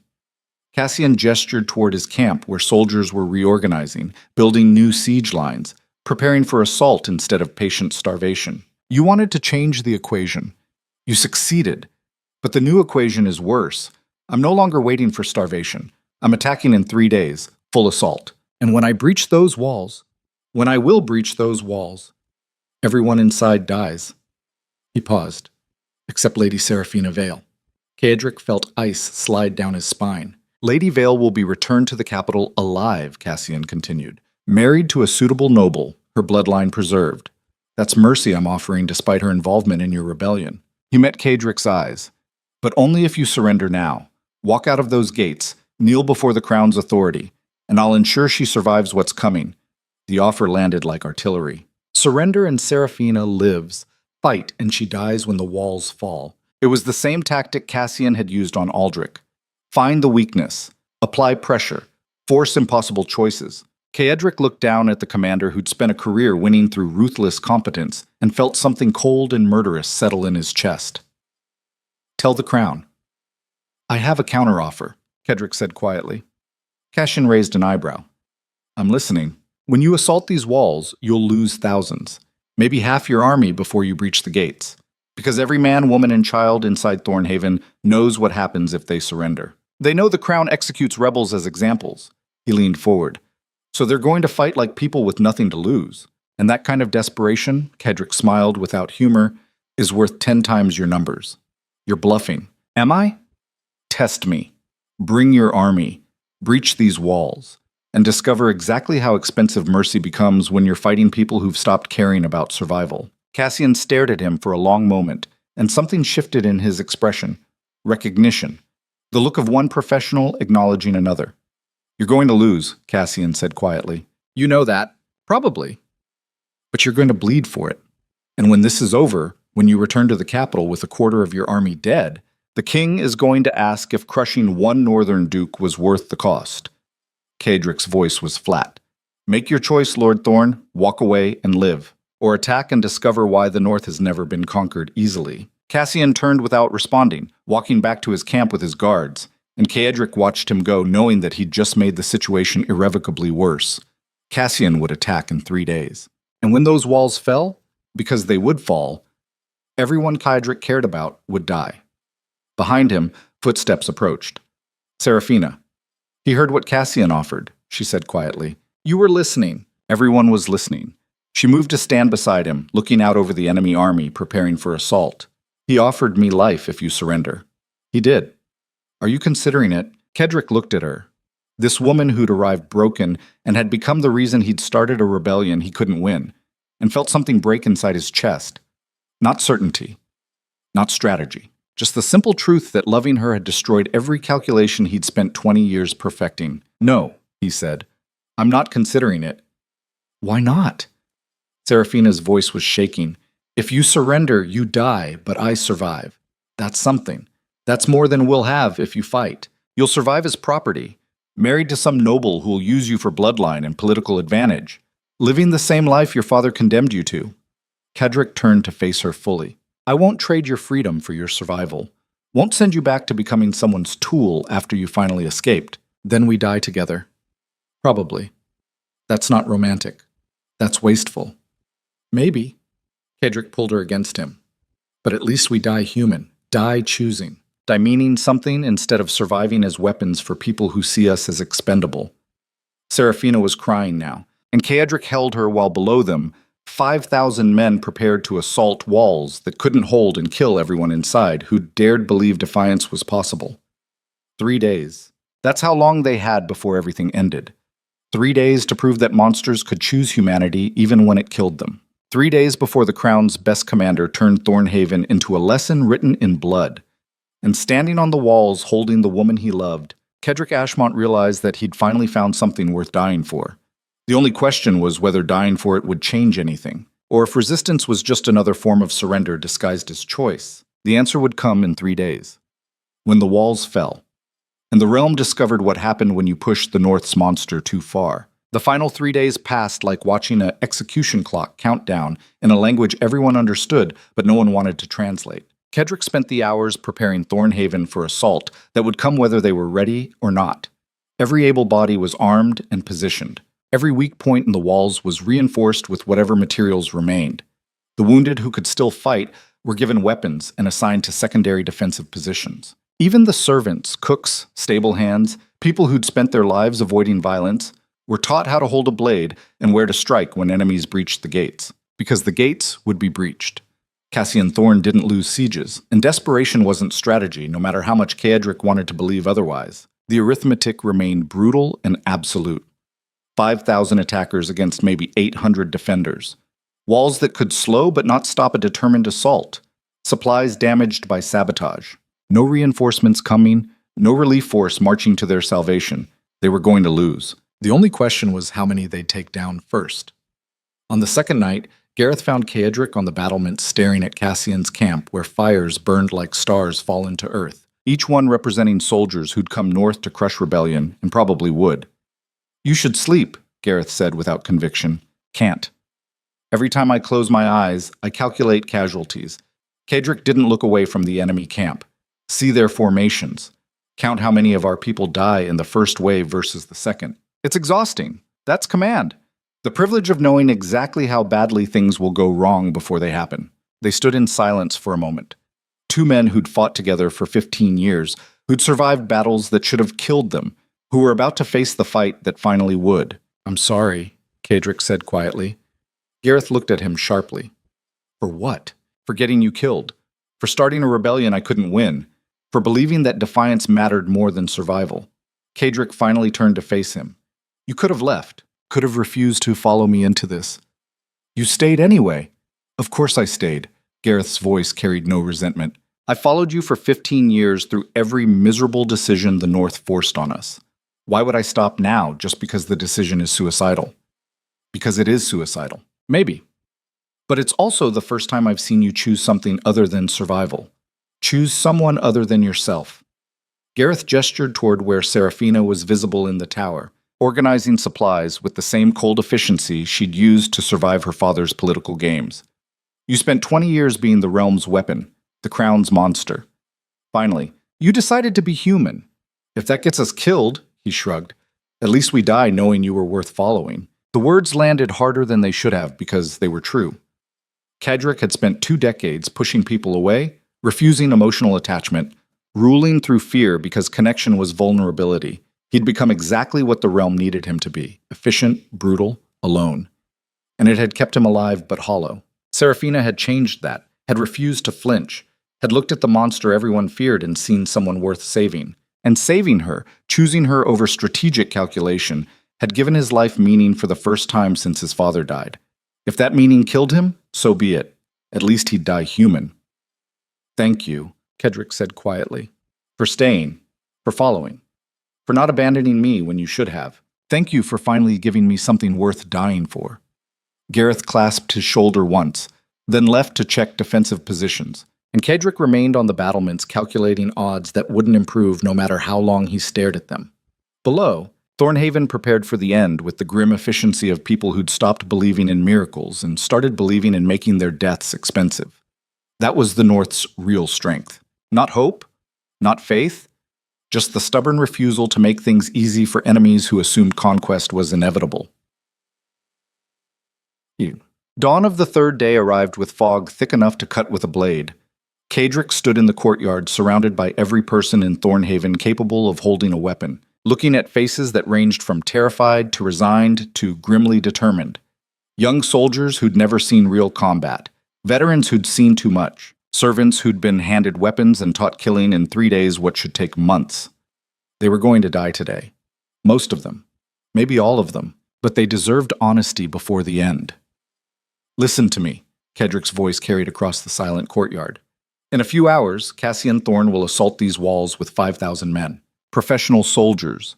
Trained, equipped, led by a commander who's never lost a siege." He paused. "We can't stop them. Can't hold the walls indefinitely. Can't survive through conventional defense." The silence deepened, but no one looked away. "But we can make them bleed, can make every inch they take cost lives they'll remember. Can prove that crushing the North requires more than sending armies and expecting surrender." Caedric met their eyes, one by one. "I won't lie to you. Most of us will die today. But we'll die proving that defiance is possible. That the Crown's power has limits. That monsters can choose humanity even when it destroys them."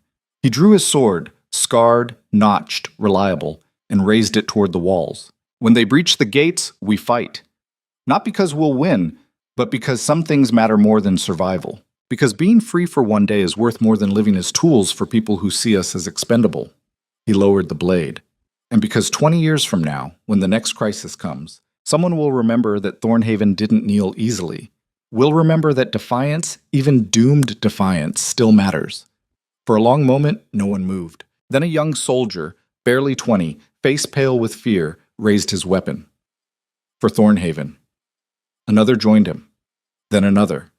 Within seconds, the entire courtyard was shouting the words like a prayer that might ward off death if spoken loudly enough.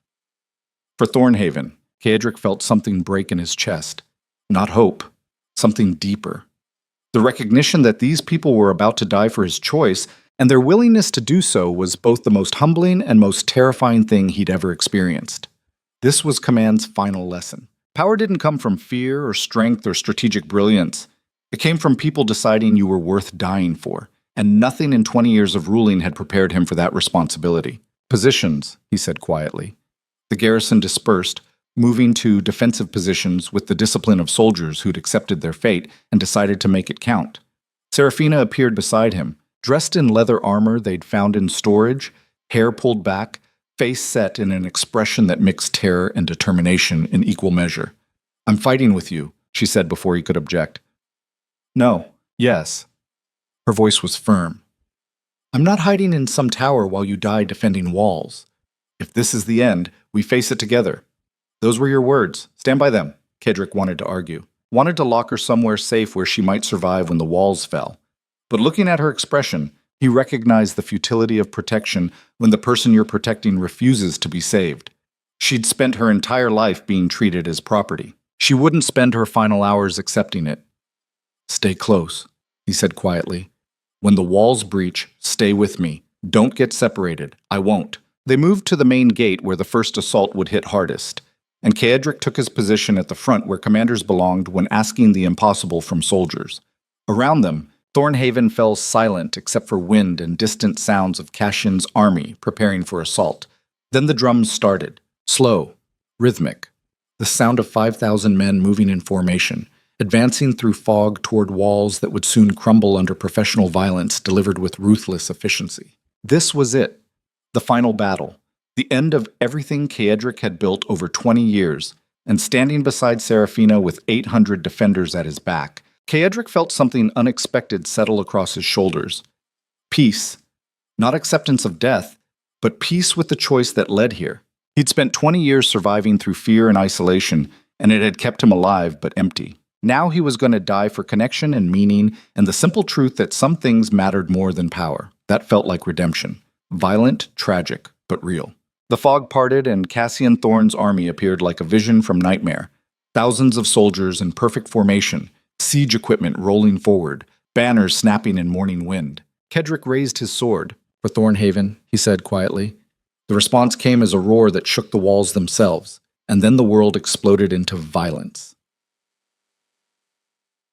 The assault came in waves designed to overwhelm through attrition. First wave was infantry with scaling ladders, expendable soldiers whose job was to die establishing footholds on the walls while archers provided covering fire. They hit the gates and walls simultaneously, screaming battle cries meant to terrify defenders into breaking.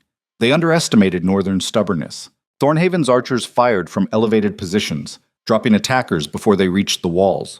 Boiling oil poured from murder holes above the gates, turning the approach into a killing ground where men screamed and died in ways that would haunt survivors' dreams forever. But the waves kept coming. For every soldier Thornhaven killed, 3 more took their place. For every ladder burned, 2 more were raised. Cassian was spending lives with the ruthless pragmatism of a commander who had lives to spend and knew that eventually numbers would overwhelm courage. The first breach came at the eastern wall where sustained battering finally cracked ancient stone. Kaedric heard the distinctive sound of walls crumbling, like bones breaking on a scale that made the earth itself scream, and knew the battle had shifted from defense to desperate survival. "Eastern wall is down," Gareth's voice carried through chaos. "They're pouring through. Hold them at the secondary line," Kaedric shouted back. "Make them fight for every courtyard." But holding was relative when outnumbered 5-1. Enemy soldiers flooded through the breach, and Thornhaven's defenders met them with the desperate violence of people who'd stopped caring about survival and started caring about making their deaths count. Kaedric found himself in the center of close-quarters combat that was less battle and more mutual slaughter. His sword moved through patterns drilled into muscle memory. Strike, pivot, kill, move, turning human beings into obstacles to be removed with mechanical efficiency. This was what 20 years of violence had made him. Not a man. A weapon that remembered being human just enough to mourn what it had become. Beside him, Seraphina fought with surprising competence, using a short blade to exploit openings Kaedric created. covering his flank with the same cold calculation she'd used to survive her father's political games. They were losing ground. Slowly, inevitably, but losing. Thornhaven's defenders retreated through courtyards they'd defended for hours, leaving bodies behind. Friends, comrades, people who'd believed defiance mattered, each loss carving pieces from Caedric's soul until he felt hollow, except for rage and grief. By midday, the battle had contracted to the central keep where the last defenders made their stand. Maybe 200 left, maybe less, all bleeding, all exhausted, all aware they were fighting the final minutes of a battle lost hours ago. Gareth appeared through smoke, face covered in blood, sword broken. "We can't hold the keep, too many breaching points." He met Caedric's eyes. "This is it." "How long?" "Minutes. Maybe an hour, if we're lucky." Caedric looked around the keep's main hall where wounded were gathered, where the last defenders prepared for the final assault, where Seraphina stood with her blade ready and her expression set in grim determination. He'd led them here, made them believe resistance was possible, promised that defiance mattered even when doomed. Now they were paying for his pride with their lives. "Fall back to the throne room," Caedric ordered. "Barricade the doors. Make them work for it." "And then what?" "Then we die defending what we built here, die proving we were worth the effort to destroy." Gareth nodded and moved to organize the retreat. Seraphina stayed beside Caedric, and her hand found his. "No regrets?" she asked quietly. "Thousands. But none about you. That's the nicest thing you've ever said that still sounds like a funeral." It's honest. They retreated to the throne room, the last defensible position, the final line that once crossed would end everything, and barricaded doors that would hold for maybe 10 minutes against sustained assault. Outside, Cassian's forces were organizing for the final push. The sounds of battle had changed from chaos to methodical execution. Room by room, clearing. Professional soldiers eliminating the last pockets of resistance with the efficiency of men who'd done this dozens of times. This was the end. Caedric stood in the throne room surrounded by maybe 50 survivors, all that remained of 800 who'd started the day, and felt the weight of command settle across his shoulders one final time. These people had followed him into doomed rebellion because they'd believed he was worth dying for. Now he had to prove they were right. "When the doors break, we charge," Caedric said quietly. "Don't let them slaughter us cornered like animals. We go out fighting. We go out proving the North doesn't surrender." The survivors nodded, too exhausted for words, too broken for hope. Just acceptance that this was the end and determination to make it memorable. The doors shuddered under the first impact. Battering ram, methodical, professional, inevitable. Second impact. Third. The barricade was failing. Caedric raised his sword and looked at Seraphina one final time. "I love you," he said. "I love you too." Her voice was steady. "See you on the other side, if there is one. If there is one." The doors exploded inward and Cassian's forces poured through. Caedric charged with 50 survivors at his back, sword raised, voice roaring defiance that would either echo through history or be forgotten by dawn. And the world collapsed into final violence. Caedric woke to silence. Not the silence of death, the absence of battle. The kind of quiet that came after storms when survivors emerged to assess damage and count the cost of survival. His body was agony incarnate. Broken ribs, sword cuts across his arms and torso. Something wrong with his left leg that sent fire through his nervous system with every breath. Blood, his and others, covered him like a second skin. But he was breathing. That seemed impossible. He tried to move and pain exploded white behind his eyes.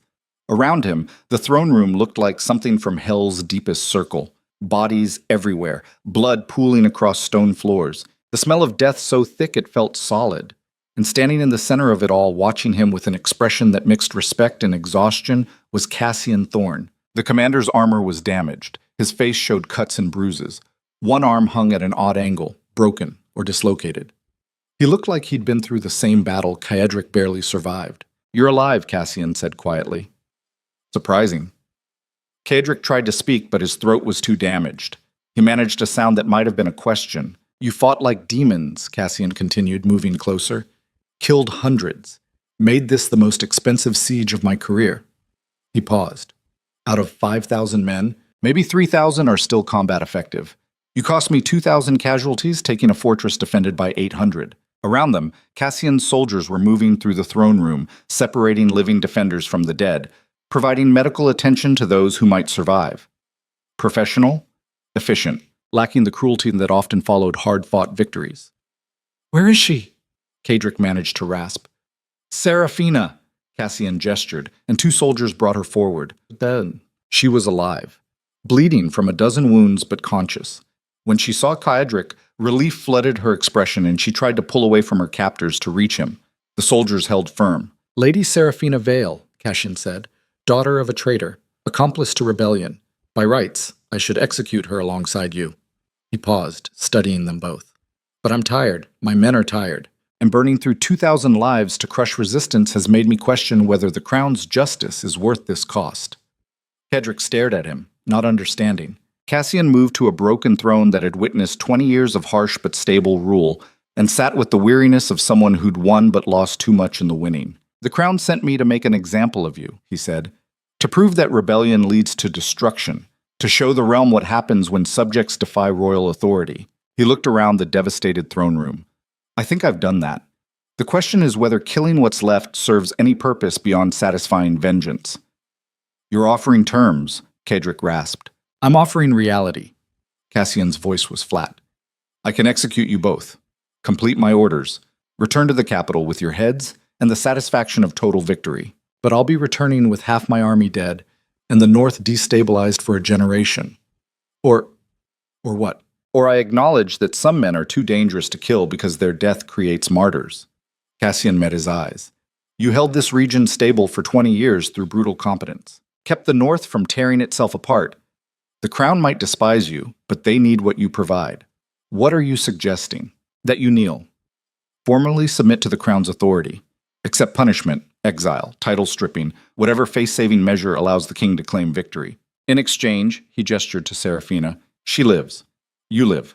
And the North remains stable because the monster they fear continues governing under crown supervision instead of being replaced by some incompetent noble who'll get everyone killed through idiocy." It was surrender disguised as pragmatism. Kadric had defied the crown, started a rebellion, killed thousands of royal soldiers, and Cassian was offering him a way to survive because executing him would create more problems than it solved. That was realpolitik at its most cynical and its most honest. "What punishment?" Kadric asked. "Public submission. You kneel before the king, acknowledge your rebellion was wrong, accept whatever title demotion preserves royal dignity. Then you return here and continue governing exactly as before but with crown oversight." Cassian's expression was grim. "You lose independence, gain supervision, but you keep your life and the woman you love survives. And if I refuse, then I fulfill my orders. Execute you. Execute her. Install whoever the crown sends to replace you and watch the North collapse within a year." Cassian stood, wincing at injuries sustained during battle. "Choose quickly. My patience and my mercy both have limits." Kadric looked at Seraphina, who was staring at him with an expression that mixed horror and understanding. She knew what he was calculating. Accepting meant surrendering everything he'd fought for, meant kneeling before the authority he'd defied, meant admitting that rebellion was futile and resistance only led to submission under worse terms. But it also meant she lived, meant the North remained stable instead of descending into chaos, meant proving that sometimes survival required swallowing pride and accepting that perfect defiance was luxury. People with responsibilities couldn't afford. 20 years ago, Kadric would have chosen death over submission. Now, looking at Seraphina, he realized that dying for pride was easy. Living with compromise was the harder choice, and the braver one. "I accept," Kadric said quietly. Cassian nodded. "Then kneel." With every injury screaming protest, Kadric forced himself to his knees before the man who'd come to destroy him. It was agony, humiliation, the final surrender of everything he'd built rebellion to avoid, but it was also survival. Survival for Seraphina. Survival for the North. Survival for the idea that sometimes choosing life over pride was the most defiant act possible. "I submit to the crown's authority," Kadric said, each word feeling like swallowing glass. "I acknowledge my rebellion. I accept whatever judgment preserves the realm's stability." Cassian studied him for a long moment, and something shifted in his expression. Respect. Recognition. The look of one professional acknowledging another. "Rise, Duke Ashmont," or whatever title the king leaves you when this is over. Kadric stood with Gareth's help. The captain had survived, barely, and was being treated by Cassian's field surgeons, and felt the weight of defeat settle across his shoulders like armor made of consequence. He'd lost, surrendered, accepted terms that made his rebellion meaningless. But Seraphina was alive. The North would remain stable, and sometimes that was enough. Sometimes survival was the victory. 3 months later, Kaedric stood in the capital's throne room wearing chains and humiliation in equal measure. The king sat on a throne that looked like something designed to crush the soul through architecture alone. Massive, ornate, positioned above everyone to remind subjects of their proper place in hierarchy. Around the chamber, nobles watched with expressions ranging from satisfaction to disgust to grudging respect. Kaedric had been brought here to kneel again, to formally accept punishment before the entire court, so everyone could witness what happened to subjects who defied royal authority. It was political theater designed to restore the illusion of control, and Kaedric was the actor forced to perform his own humiliation. Duke Kaedric Ashmont, the king's voice carried across the silent chamber.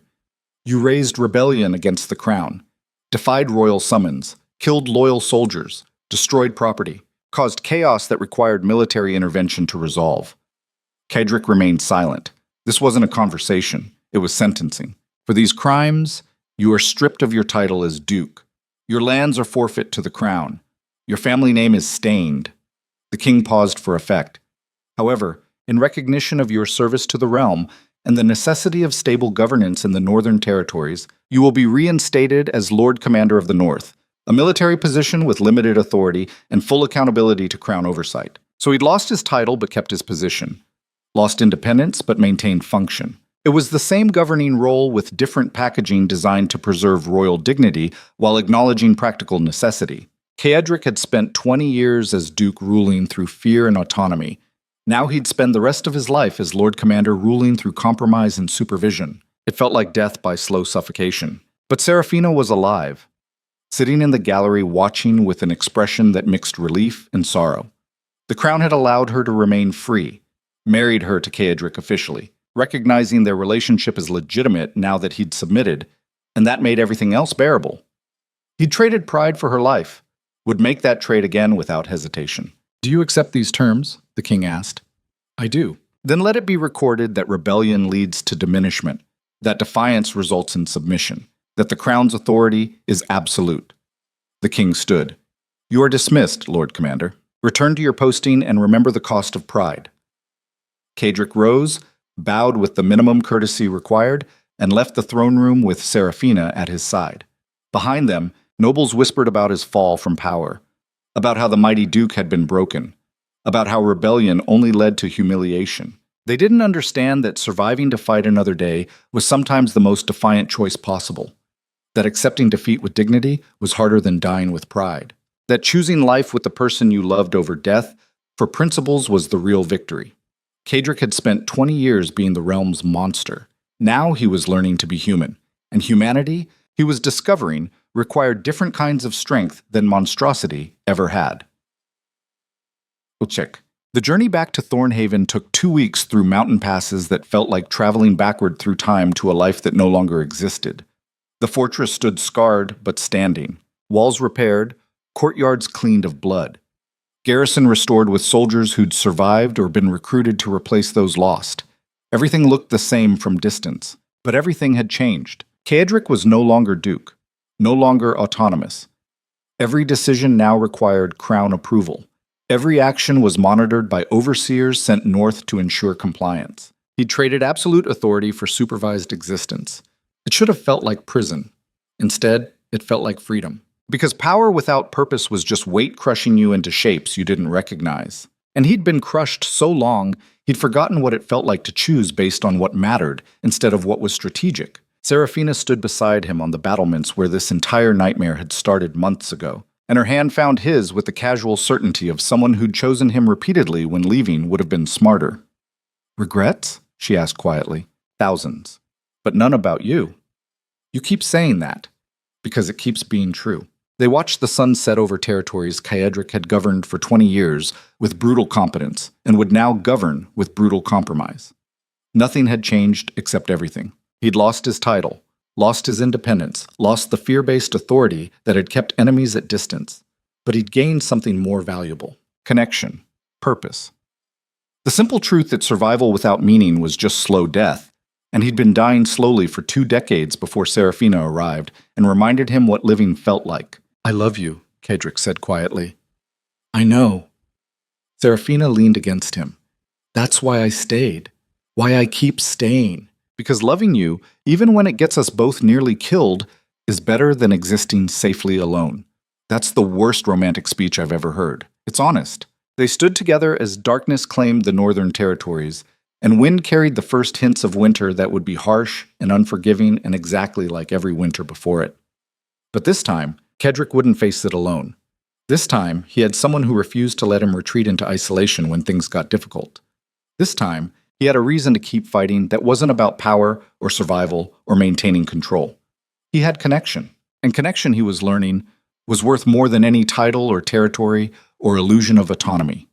Below them, Thornhaven settled into evening routines. Guards changed shifts. Servants completed their duties. Life continued with the resilient stubbornness of things that refused to die even when logic said they should. That was the North's real strength, not power, not fear, not brutal competence, just the stubborn refusal to let circumstances define who you became. And standing on the battlements with Serafina at his side, Kaedric Ashmont realized that he'd spent 20 years being the realm's monster because he thought that's what survival required. He'd been wrong. Survival required adaptation, required learning that strength came in forms other than domination, required accepting that being human was harder than being a weapon, but infinitely more valuable. He'd lost everything he'd built through fear, and gained everything that mattered through love. That felt like the ending he deserved: violent, compromised, imperfect, but real. And after 20 years of existing in isolation, real was enough. The wind carried voices from the courtyard below, soldiers laughing, servants gossiping, life continuing despite devastation. And Kaedric felt something he hadn't felt in years. Hope. Not the naive kind that believed everything would work out perfectly, but the defiant kind that said even when circumstances crushed you, even when you lost everything you thought mattered, you could still choose what to become in the aftermath. You could still choose humanity over monstrosity, connection over isolation, love over power. And sometimes that choice was the real victory. Sometimes surviving to make that choice was the point all along. "What are you thinking?" Serafina asked. "That I spent 20 years terrified of this exact scenario, losing power, losing independence, being forced to accept limitations." Kedrick pulled her closer. "And now that it's happened, I'm discovering it's not as terrifying as I thought. Because I have you, and that's worth more than any title or territory or illusion of control. You're getting soft in your old age. Maybe. Or maybe I'm finally learning what strength actually looks like. And what does it look like? Like choosing life with you over death for pride. Like accepting defeat without surrendering humanity. Like surviving long enough to learn that the things I thought were weaknesses, connection, compromise, caring, were actually the only things that mattered." Serafina was quiet for a moment, then smiled. "That's the most philosophical thing you've ever said. Don't get used to it. I'm still a bastard. I know. That's why I love you." They stood together as night claimed Thornhaven and stars appeared overhead like witnesses to everything that had happened and everything that would come next. Kaedric had been the Duke of the Northern Territories, the realm's monster, the crown's weapon. Now he was just a man who'd chosen love over power and survived long enough to discover that was the harder path, the braver path, the only path that actually mattered. And standing there with Serafina in his arms, Kaedric Ashmont felt something settle in his chest that had been absent for 20 years. Peace, not acceptance of circumstances, but peace with who he'd become through them. He'd been broken, rebuilt, broken again. And somewhere in that cycle of destruction and survival, he'd learned the truth that power could never teach. That being human required courage that domination never demanded. That love was stronger than fear because fear only controlled behavior, while love changed who you were. That sometimes losing everything was the price of finding what actually mattered. Below them, Thornhaven slept, scarred, diminished, but alive, just like them.